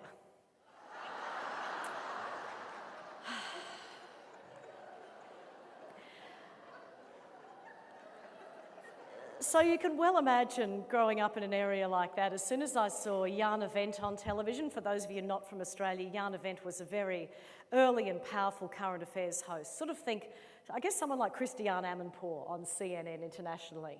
As soon as I saw Yarn Event on television, I thought I want to be her. And I don't think that I just wanted to be a journalist or a news and current affairs host. I actually wanted to be a slight dark-haired woman of Eastern European ancestry. Because she was so much more sophisticated than being the bleached-haired bogan chick from Redcliffe. I went off and did a university degree. That's an authentic photo from the time. Call the RSPCA. I look like an electrocuted poodle with my 1980s perm. Who else had a 1980s perm here? Perm sisters unite! Look at that. I think the perm's about to make a comeback given those numbers. That's fantastic. I graduated at the time of the Black October stock market crash, unfortunately, and couldn't get a job to save myself. I eventually got a job at a local radio station in Brisbane, but the job almost finished as soon as it began because I experienced what's known as imposter syndrome. Who else here experiences imposter syndrome? The feeling that you're an imposter, that you don't deserve to be in the job or the position in society that you're in. The research shows it affects men, but it predominantly affects women. So when I had to read my first news bulletin, I was struck with this feeling of insecurity. Who am I, the bogan chick from Redcliffe, reading a news bulletin on a radio station in Brisbane? When I experience imposter syndrome, one of two things happens. I either laugh or I faint. More on the second later. At the end of news bulletins, we give you a story called The Kicker. Now, we might have told you about the most horrific things that are happening in Iraq or Afghanistan or various places around the world, but then we'll tell you the story of the polar bear wearing the tutu, because we want you to feel good about the world. The kicker this particular day was about the Darwin Awards for Stupidity. And the person who'd won this particular award this year had a budgie with a broken leg. He made a makeshift splint out of a match with the red bit pointing down.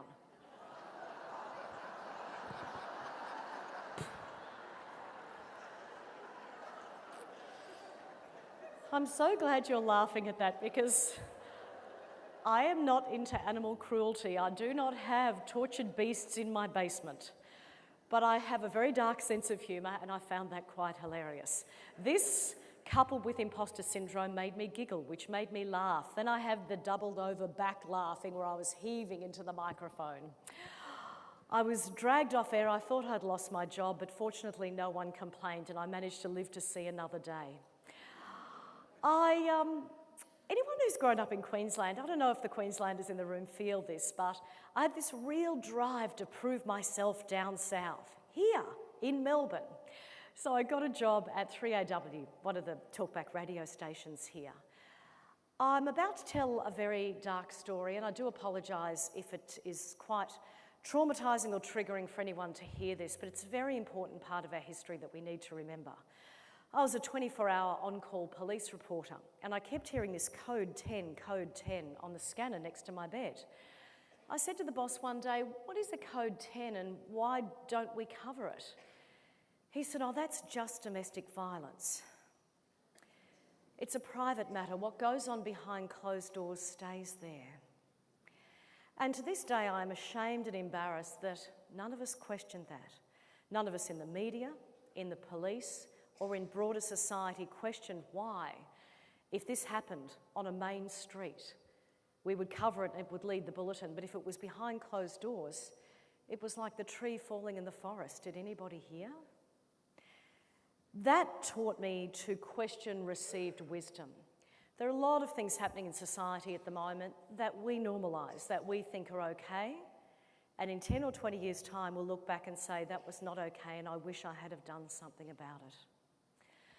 After working here at 3AW for a year, I was seduced by the bright lights of television. I went to work at a country station in Traralgon in East Gippsland here in Victoria. Woo! We've got some Gippsland people here. Awesome! Oh, I loved working there. And it was wonderful too, because when you're learning your craft, whatever industry you're in, it's really great to work in the regions. As a journalist, that meant doing official cow, sheep, police, council, union, everything. You are official everything reporter. You learn reporting from the grassroots, from the ground up. It was tremendous. However, being my first job in television, it was also my first experience of overt sexism. I'd done a documentary on the plague of white asbestos in the Loy Yang power stations. I interviewed a guy called Dave, who used to go and sit on his father's knee when his dad was working on the lathe. And all the men would end up with big white beards. Ho, ho, ho, they'd say to their kids, "Santa's come early this year." Well, the beards were asbestos. Dave had asbestosis and his father died of mesothelioma. So I did a documentary, and the media action combined with the union action eventually led to huge payouts for the State Electricity Commission workers down here. I was really proud of doing that because when you're a journalist, you do want to do stories that affect important social change. That's why you become a journalist, aside from wanting to be yarn event. And I was walking through the station the next day, feeling pretty proud of myself, until I heard something from one of the other regional affiliates. We had this intercom system that connected us with the other regions. And I heard this voice say, "Oh, how's that chubby girl from Queensland going?" And I thought, there's another girl from Queensland here. Maybe we'll be friends. Until I realised, oh no, I'm the chubby girl from Queensland. That made me realise that at probably a size 12 at that time, I was considered too big, too large, too unattractive to be on television. Something else also happened at that time. I went to my boss after working there for a year. I said, "Do you think I'll make it in the city like my hero Jan Event?" He said, "Oh, Trace, you're a good bird, so I'll give it to you straight. You'll never make it in the city." I said, "Why?" He said, "Because you're a blonde and people think blondes are stupid." So I went out and bought a $2.50 tube of hair dye and dyed my hair red. As you can see, that Tracy has 40 IQ points on this Tracy. It's remarkable, scientific. With my newly minted red hair, I actually did get a job at Channel 9 here in Melbourne, at the time the best newsroom in the country. I'm about to tell, again, a pretty edgy story about what the culture was like in the media workplace at that time. We had a boss who'd go out and get drunk from midday to 4 o'clock every afternoon and then yell at everyone until the news went to air. He yelled at one of my colleagues, "I want 2 inches off your hair and 2 inches off your arse," across the newsroom in front of about 80 people.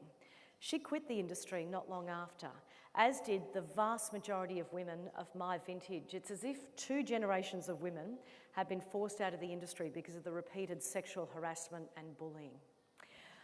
I decided to leave there after a year because the culture was so toxic, and got a job at Channel 10 down here under a wonderful male mentor by the name of Neil Miller. I'm a big fan of mentoring and sponsorship, whether it's in the workplace or in broader society, and men and women can be tremendous mentors. I'm a hard news journo. I like politics and police, but the weather presenter had fallen ill one night not long after I started, and the boss asked me to fill in for her. I thought, how hard can it be? I'll just talk about the all-important forecast and the squiggly lines on the screen. It'll be fine. So sure enough, I got up there and guess what? Good old imposter syndrome struck. I thought, oh dear, I'm going to faint this time. Or I could just walk away. My friends laugh about it to this day. Thank goodness it happened before YouTube. I looked straight down the barrel of the camera and I said, "Excuse me, I have to go now. Goodbye."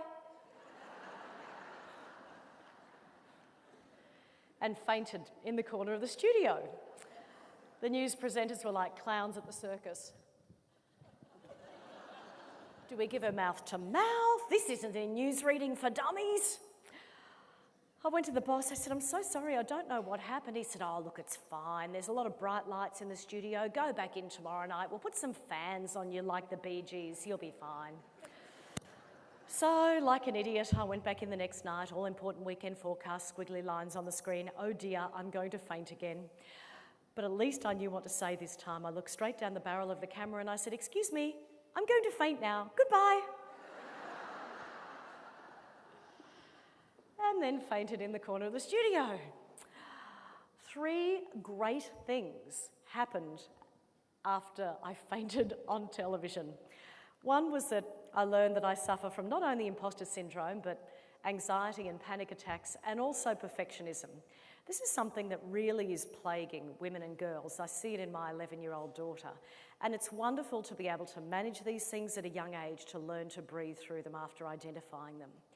The second great thing that happened was that I got an audition to read the full-time news in Brisbane, my hometown, from a tremendous female mentor, Carmel Travers, the only head of news and current affairs for a commercial television network from the 1950s to this day. There's only been one. And the third great thing that happened was that a punk band started called the Fainting Weather Girls. How cool is that? I was pretty pleased about that.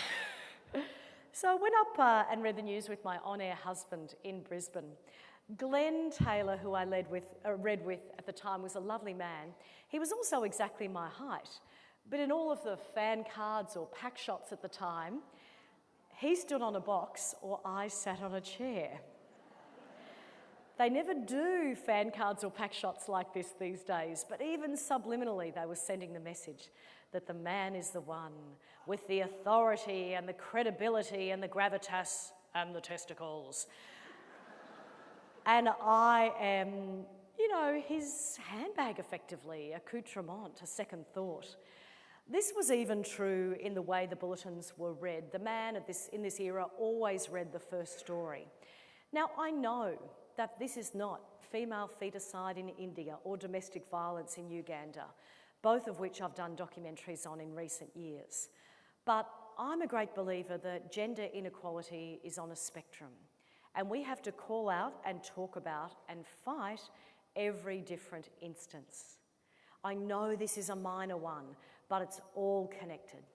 And what connects it is girls being valued less than boys and women being valued less than men. So I went up to my boss and said, "Doesn't make any sense. Why does the man read the first story? It sends a message to our daughters that they're less important, that they come second, that they never come first." And he changed it. We alternated. And that taught me it's always worth asking the question, You know, it doesn't have to be in an aggressive way. I just asked the question and he said, fine, makes no sense, let's change it. However, I am a little ashamed of something that happened there. I learnt that I experienced good girl syndrome. Who else here has good girl syndrome? Yeah, sister, yeah. Sit there quietly, bring the tea and scones, be the glue in others' conversations and never talk about the nasty business of money. I internalised a lot of that stuff from my upbringing, and so when the boss said to me on the first night after I read my bulletin and I said, how do you think I went? I'm trying to improve my skills. And he said, I think you need to stick your tits out more. I sat there and I said nothing because I had no language. I had, first of all, no understanding of why he would say that to me. I grew up with a very open-minded father. He's a wonderful man. And I didn't understand why someone would say that to someone in the workplace. But also I wanted to be the good girl. I didn't want to rock the boat. I think a lot of us are the good girl for many, many years, decades, and then one day we draw a line in the sand and say, enough is enough. And this is what's happening globally at the moment. Enough is enough. I got a job in Sydney after that, my dream job actually, reading the National Weekend News, and I got the opportunity, as well as reporting during the week, because I love interviewing and telling stories, of doing a lot of that international travel in developing countries and doing documentaries for not-for-profit organisations. It's been the great joy of my life. But the other great joy of coming to Sydney was that I met my husband at Network 10 when I worked there, although met is probably a euphemism because we pashed at the work Christmas party. Who else met their partner like that? Anybody? Anybody? No one is willing to admit it. However, we also experienced a bit of trauma actually when we came together. We're both in our early 30s and felt relatively fit and healthy, and I thought, oh yes, look, I'll become pregnant straight away. It'll be fine, it'll be fine. Well, no. 1 year of trying naturally, standing on my head during sex. No, standing on my head after sex. Not that good at yoga. 2 years of natural fertility treatment, no caffeine, no alcohol, no fun. 1 year of IVF treatment, starting off with low-dose IVF, then saying, give me everything you've got, I'm desperate to have a child. I eventually became pregnant with our beautiful son, Taj, but I had a life-threatening complication called complete placenta previa. It's a complication that used to routinely kill women in childbirth prior to the advent of the caesarean section. My obstetrician said, look, you're going to have to go to the boss and ask for more than the TV 2 weeks off on maternity leave. So many of you in the room would remember this era. I mean, in the 1970s, women had to quit work when they became married up until the 1970s if you worked in the public sector. In my era, it was if you had a baby, you had to become a full-time parent. Now, I completely support choice.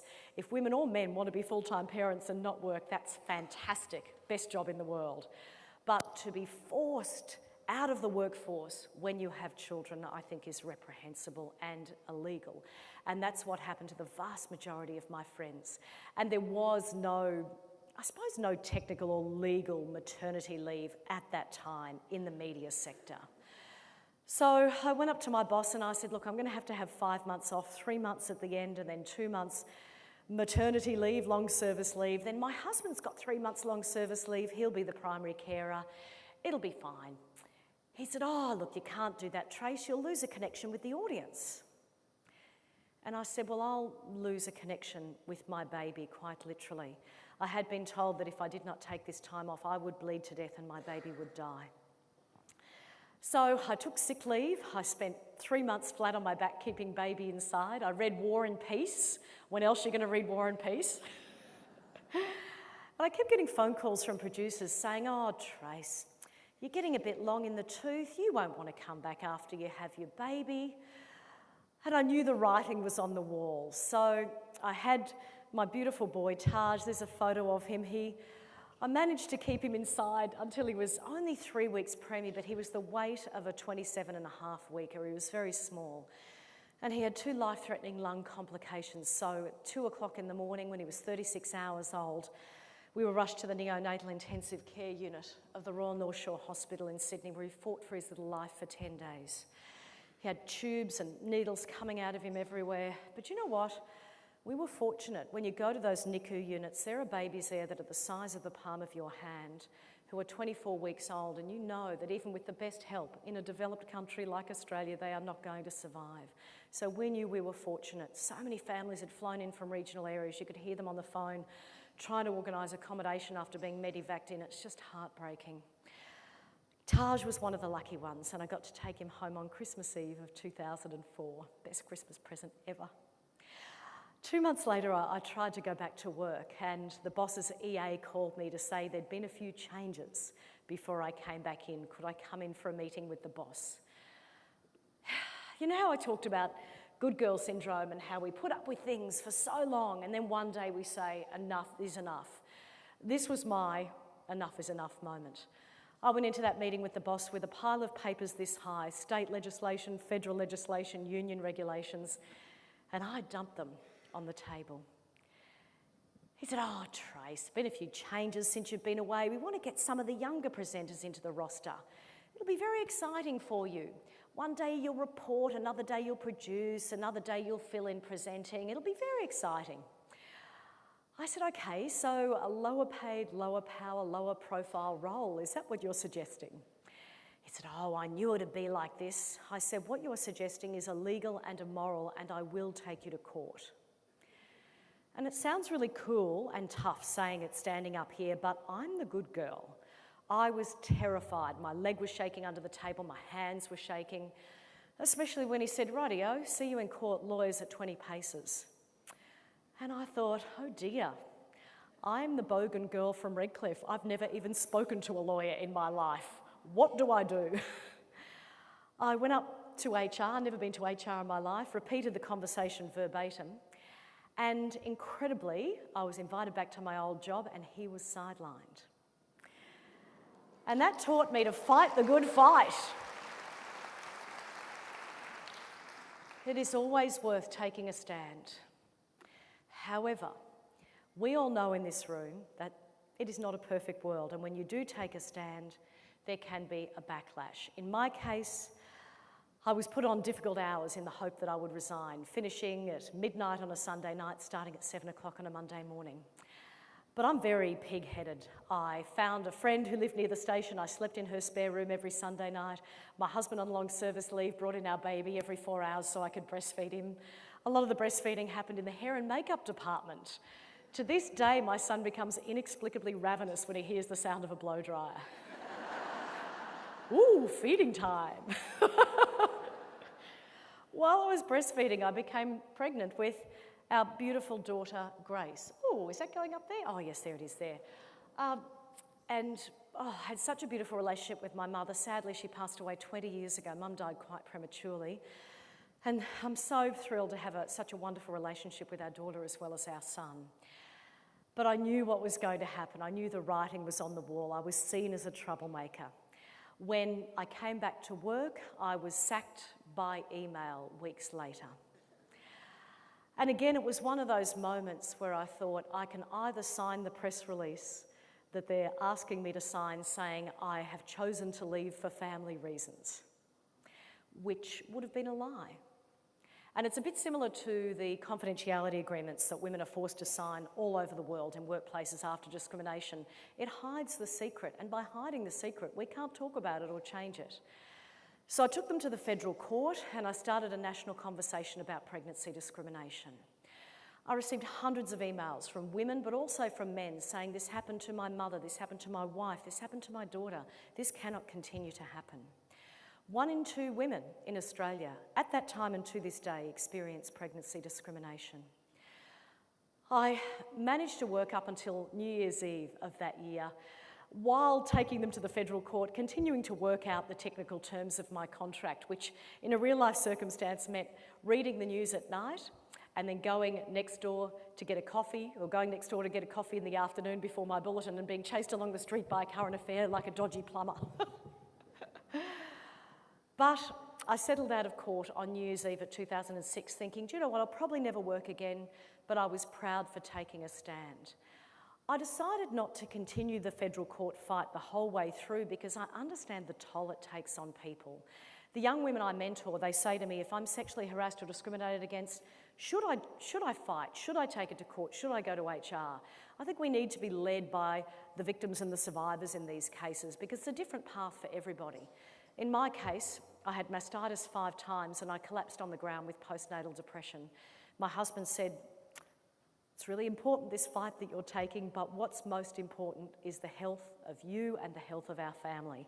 So I always say to people who are advocating for change, self-care is the most important thing. If you don't look after your health, you can't be strong for anybody else because we're all in this together and we have to build each other up and boost each other up. A lot of interesting things have happened since that time, and what I thought about never getting a job again, what happened was quite the opposite. We've seen a tremendous global change in the past 10 years. I'll talk a little bit about that. I did a TEDx talk when my daughter was 7.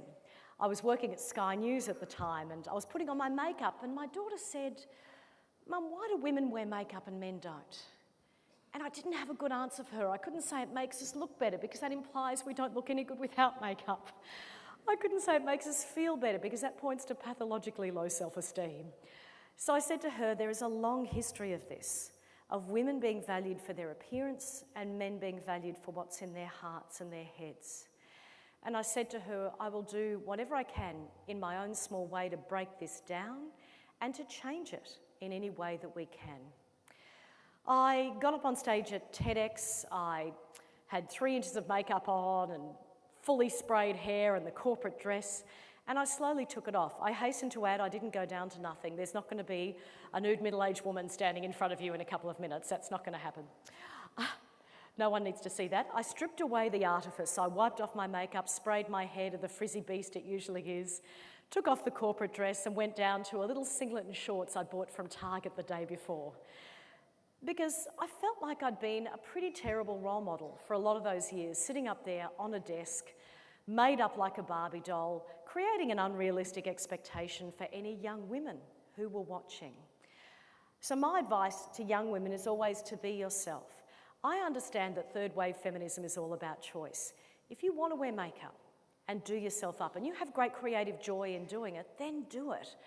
But understand the financial cost, the time cost that's not borne by men in the workplace and society. There's not the expectation on men to that extent. And also understand the history of it. If you do it, that's your choice, but make sure you're doing it for yourself, not anybody else. The same day I told my daughter about the TEDx talk, she'd seen on Behind the News, the kids' news program, about a new Barbie doll called Barbie, I'm a Computer Engineer, which sounds great. Except then she discovered that Barbie designed the cute computer program but needed the help of her friends Brian and Steve to do the coding. My daughter then got all of the Barbie dolls that well-meaning friends had given her over the years and she'd put them at the back of her cupboard. She wasn't that interested in them, but she didn't want to contribute to landfill, so they just stayed there. She pulled them all out and committed what can only be described as Barbie-cide. Pulling off their heads. She then wanted to burn them and bury them in the backyard. And I said, no, I think that's taking it a little bit too far. She said, Mummy, I understand what you are saying. Women are not dollies. And I loved that. That taught me to talk to children.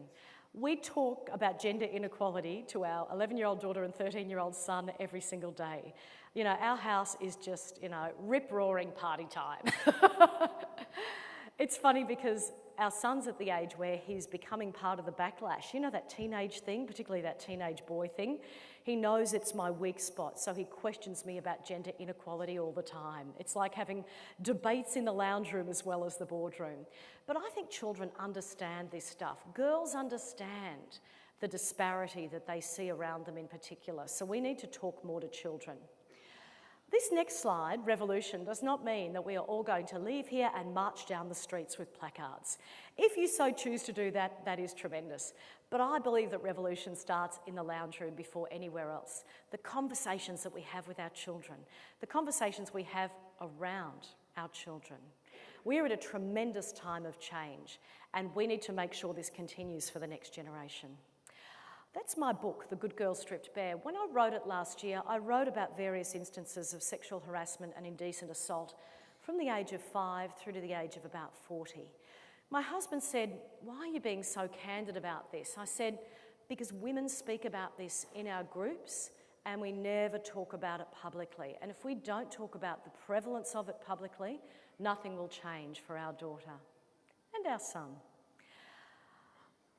It was quite remarkable then that the Me Too movement happened a couple of months after my book came out. All of a sudden, people were confident to tell their stories and they reverberated around the world. I put out a tweet in October last year asking others to tell their stories in Australia, and so far I've received 1,600 disclosures from people in all different types of industries. So much so that I've created an organisation called Now Australia, which is our version of Time's Up. What we hope to do with Now is to create a portal or a triage service for anyone of any gender in any industry who's experiencing sexual harassment, to connect them with the counselling or legal help that they need, and then long-term create world-first research on what we can do to change the structures in the workplace so the next generation doesn't have to go through it. If you'd like to find out more about Now, we're at now.org.au, but I think it's important that we in the privileged media and entertainment sector can bring this movement to everyone in the most low-paid industries in the country, so our daughters and our sons don't have to go through the same kind of things that we went through. I'd like to end where I began, with the suffragettes. We have seen tremendous waves of social activism all around the world, and particularly in the past 10 years. I never thought I'd be lucky enough to live through a time like this in history. But what we remember from history is that these advances are never linear. They come in fits and starts. We need to take advantage of this movement and this moment to connect with our sisters internationally, exactly what you're doing here today, because we are stronger together.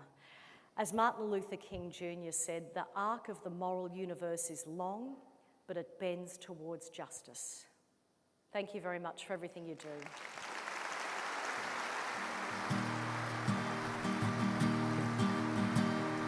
Some dreams live on in time. Thank you very much, Tracy. I think Tracy has inspired all of us, all the women in the room today, to be ourselves, to stand up for what we believe in. So thank you, Tracy. Now it gives me pleasure to introduce the modern dance company, Lionheart. Would they please come onto stage?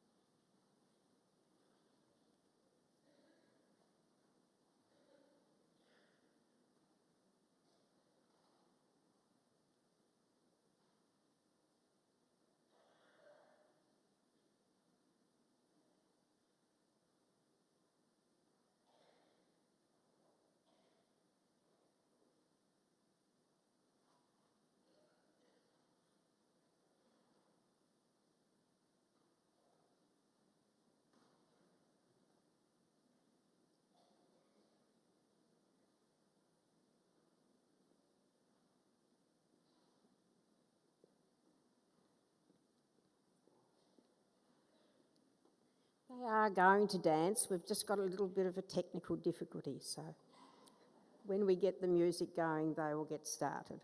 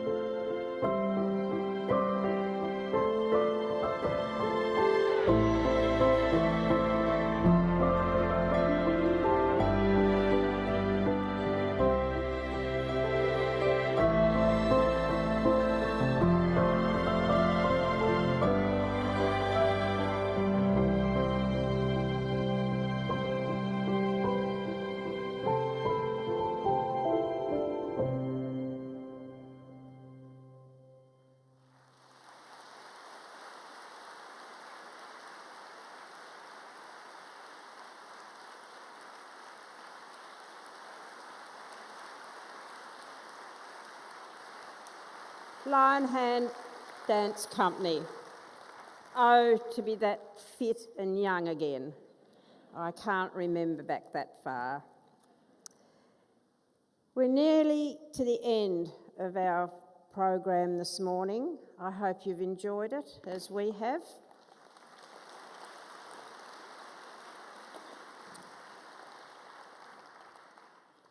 We now come to a very special time where we remember. We have our moment of reflection.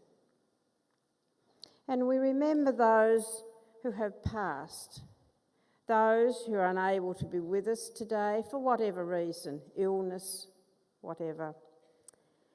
And it's brought to life by our sand artist, Brett Bauer, and our theme, Leave a Lasting Legacy.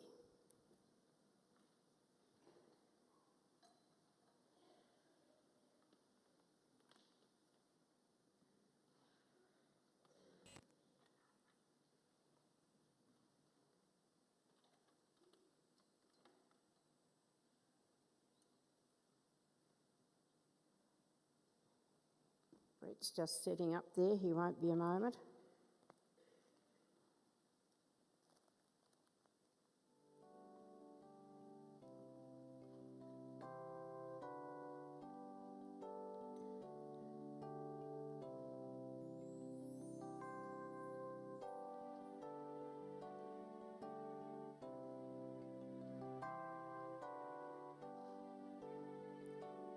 For those of you who have never seen sand artistry, it's the most amazing thing.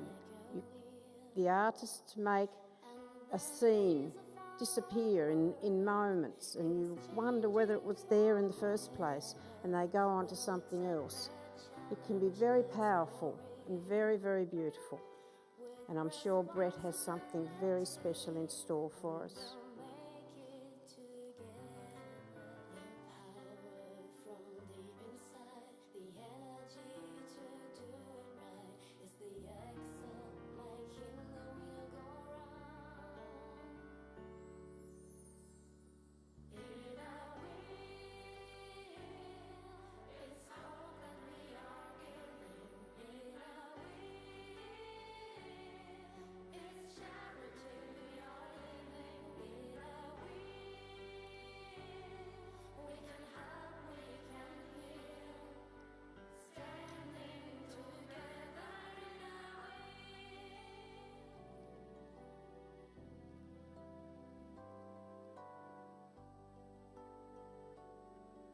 Please welcome Brett Bauer.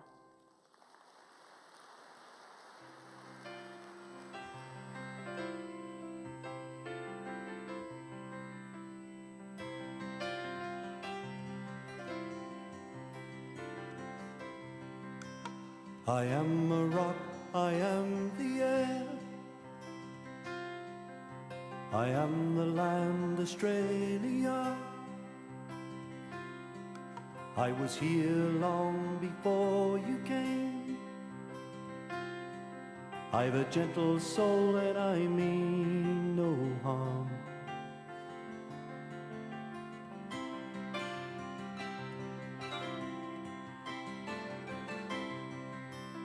I soar in flight on rainbow wings. I lie asleep in Silver Spring. I come from the dream time long ago, says the kindly old man kangaroo. Can we learn to get along? Can we hope to get along? Can we learn to live along beside each other right now, right now.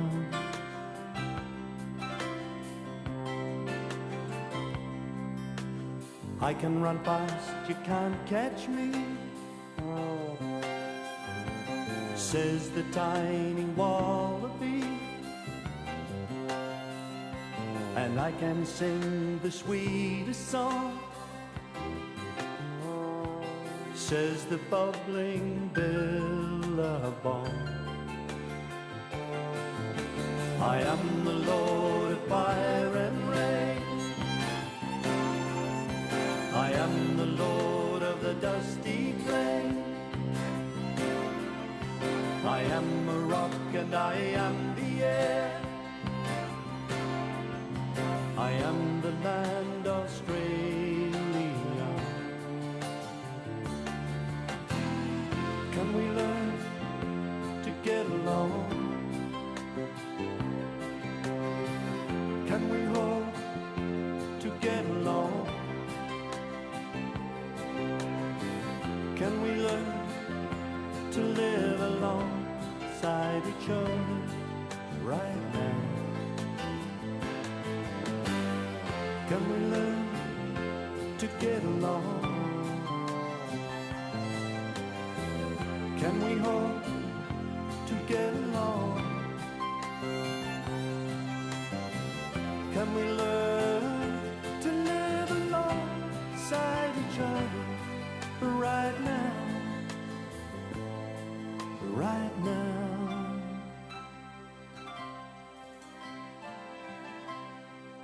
Right now.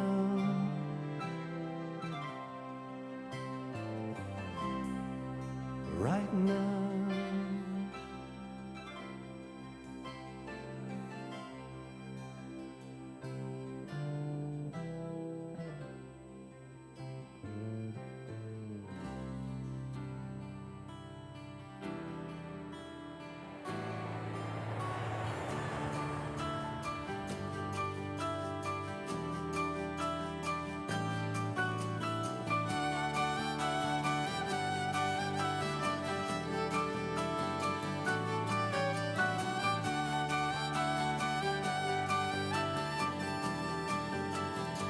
When the daylight's gone and you're on your own and you need a friend just to be around, I will comfort you, I will take your hands and I'll pull you through, I will understand,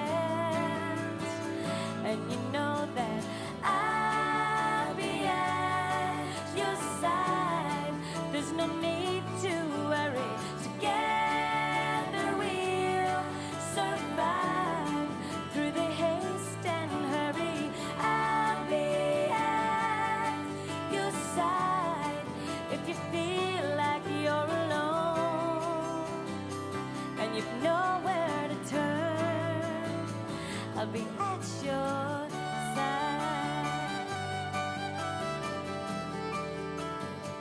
If life's standing still and your soul's confused and you cannot find what road to choose, if you make mistakes, you can't let me down. I will still believe, I will turn around, and you know that I'll be at your side. There's no need to worry. Together we'll survive through the haste and hurry. I'll be at your side if you feel like you're alone and you've nowhere to turn. I'll be at your side.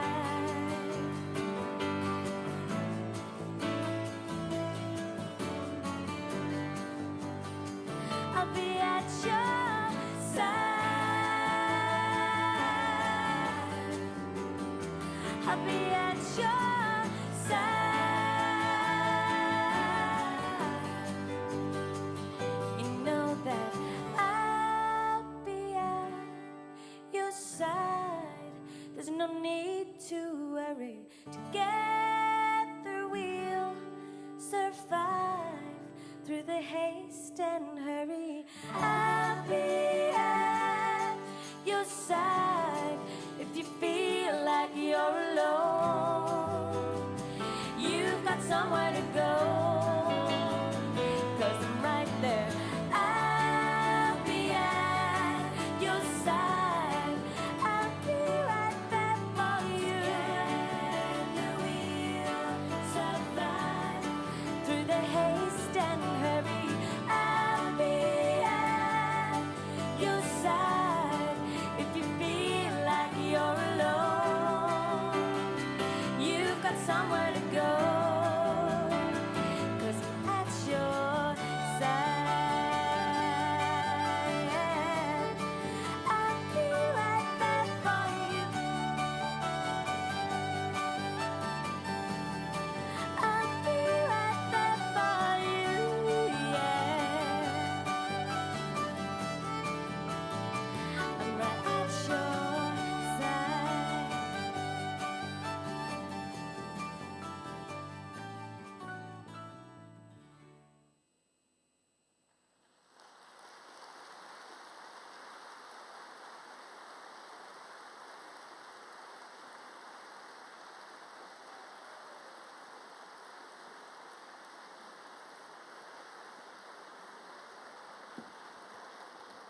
Thank you very much, Brett. Very, very beautifully done. Well, that brings us to the end. I'd just like to thank all who participated this morning in the opening ceremony. We've heard from inspiring speakers, very talented singers and musicians, and concluded with our beautiful moments of reflection. I now ask Chief Steward Anne McGill to just do her last announcements before lunch. So good morning, everyone, and enjoy the rest of the convention.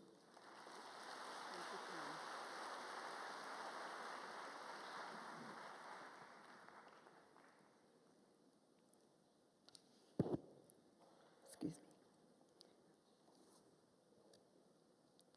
Pam, you've done a wonderful job of emceeing this morning and kept everything running smoothly and efficiently.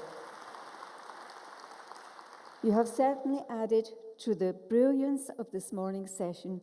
So, ladies and gentlemen, a big thank you to Pam.